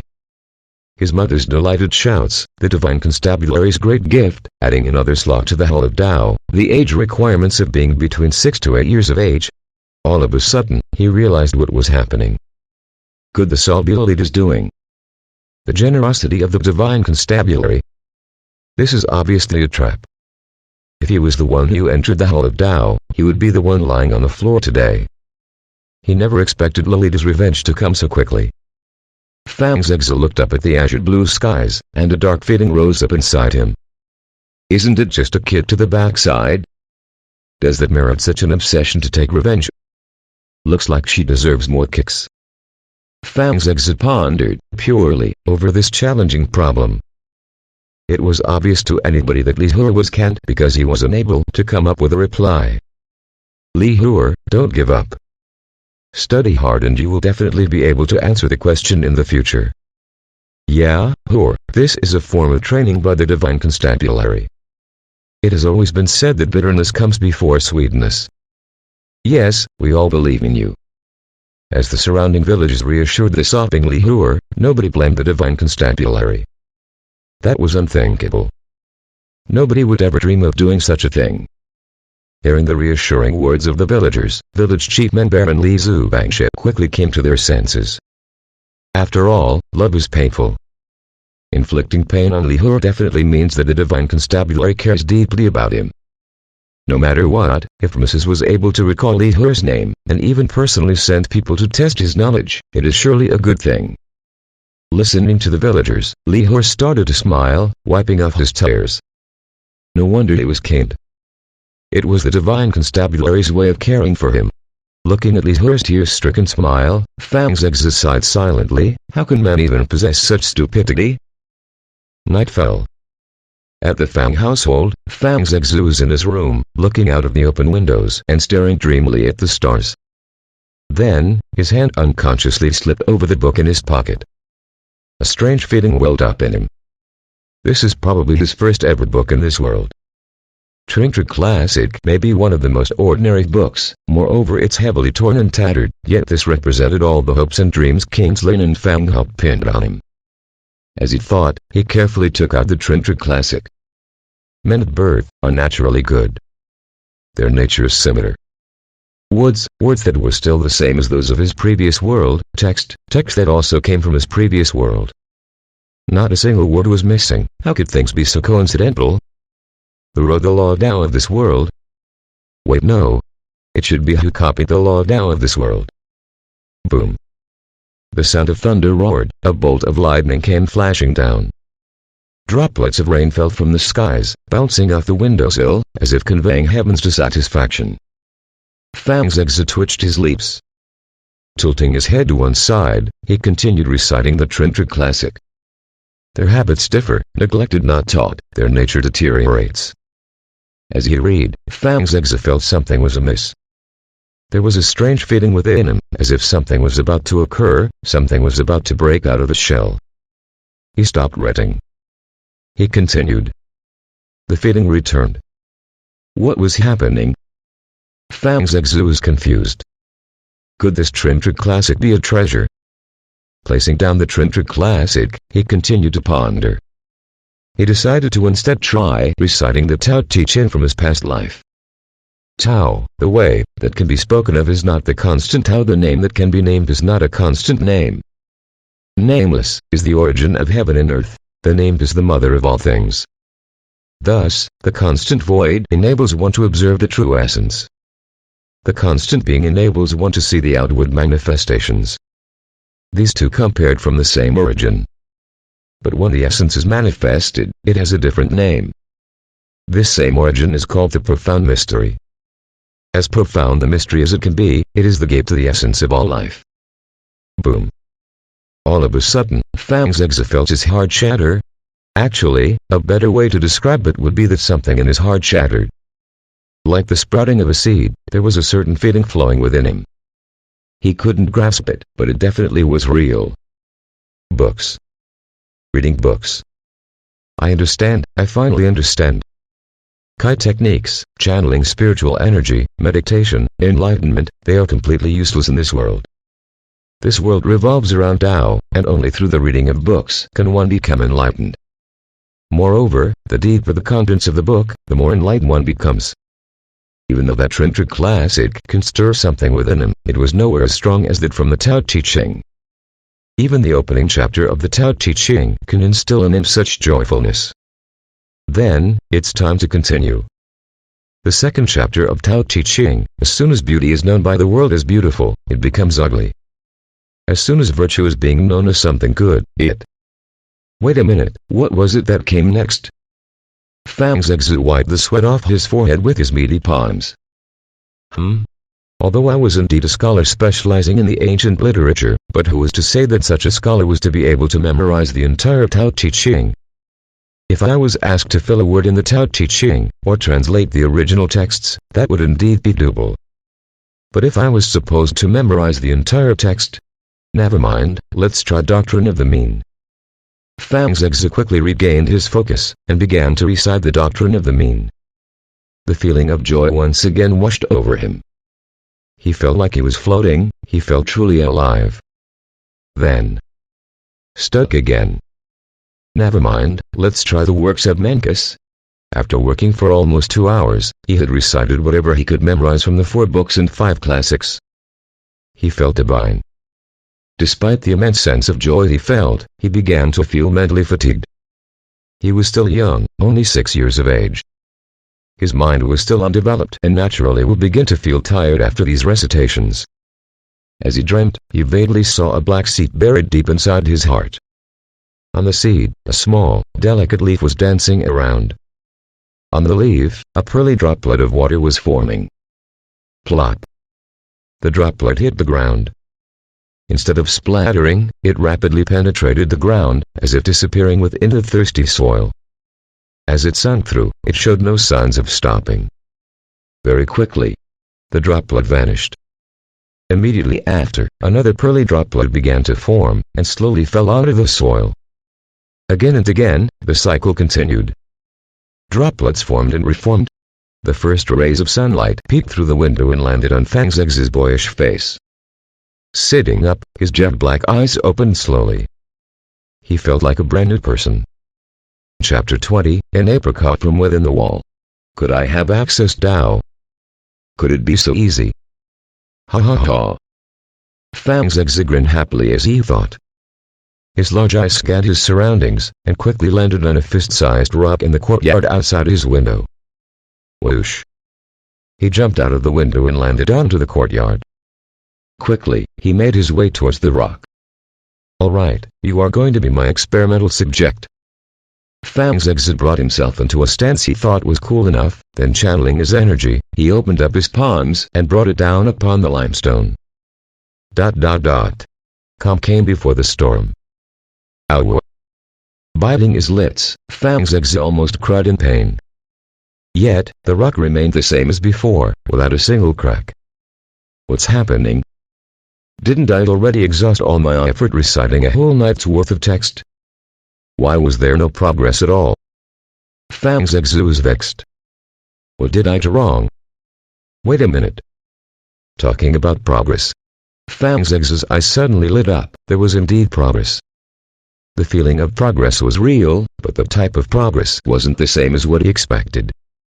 What he thought initially was that after a night's worth of hard work, his meridians and bones will be reformed, just like the characters in martial art novels. His skin and bones would become as hard as metal, and his strength would match that of a bull. But now, things couldn't be more different. Meridians and bones, they were still the same as before. His strength was also unchanged. Yet, his ability to control what was happening inside his body seemed different. The feeling was that of control, not dexterity. It was an ability to control isolated parts on his inner organs. For example, he realized that he could control the contraction and expansion of his meridians.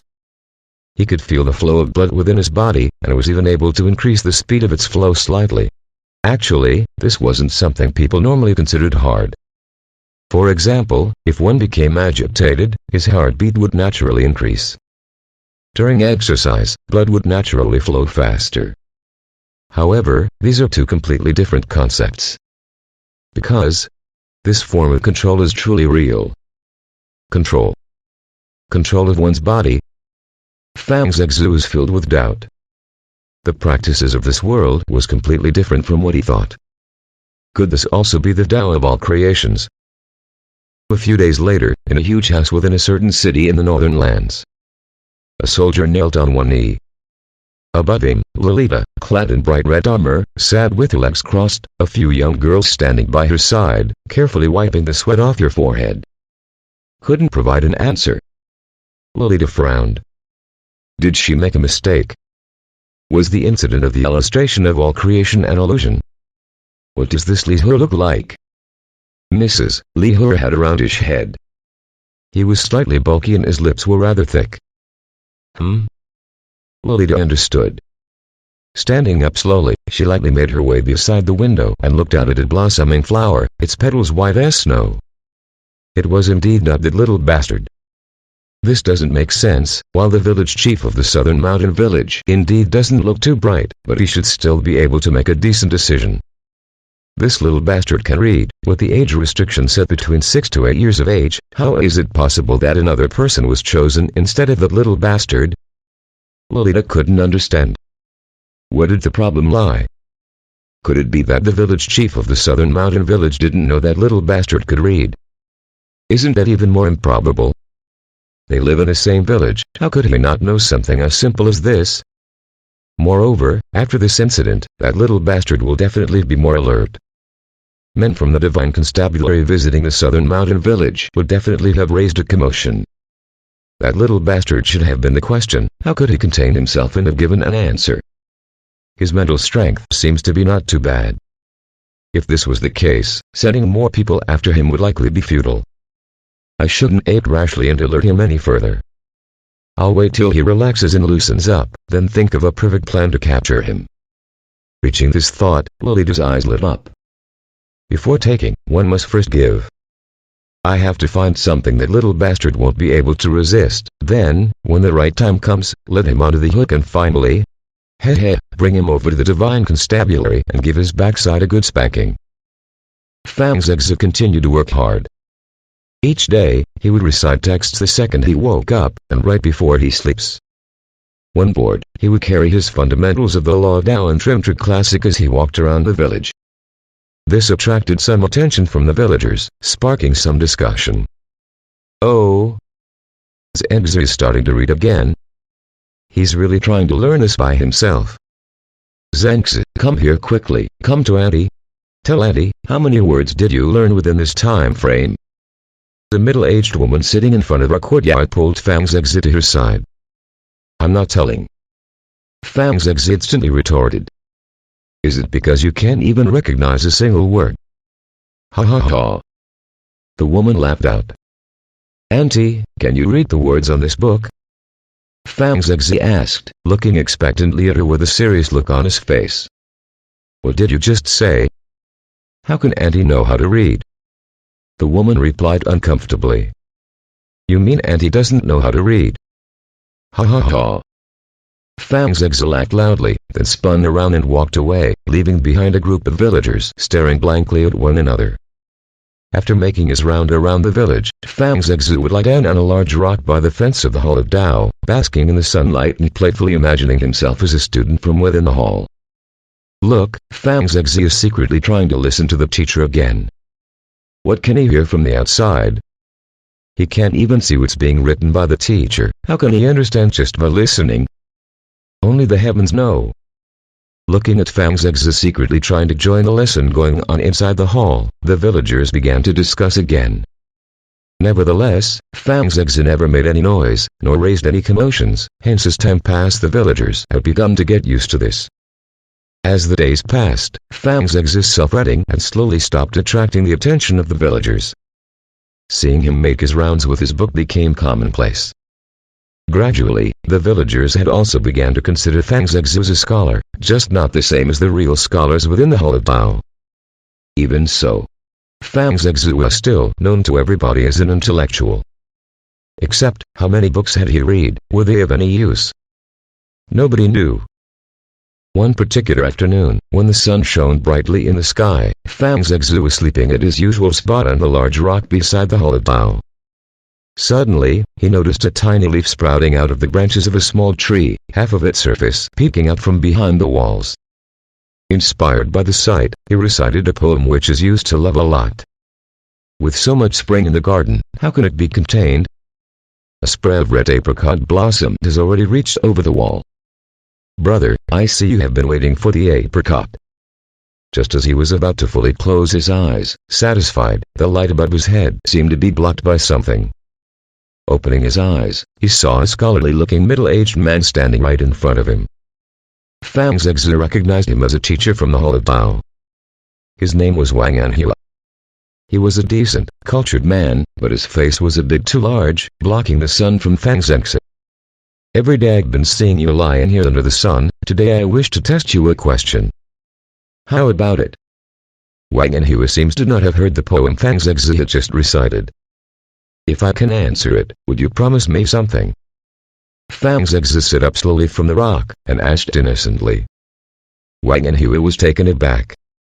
He had seen his fair share of students, each of them replying humbly and sincerely when he tested at them. Who even negotiates conditions like this boy? However, considering that Fang Zhegzu intended to ask for the promise to be granted only after he had answered the question, curiosity took over. Is this boy really so confident? Ha ha ha, tell me, what are your terms? Wang Anhua didn't dismiss Fang Zhegzu's question, and instead asked, his interest perked. End of Part 1. Novels Hall Dynasty.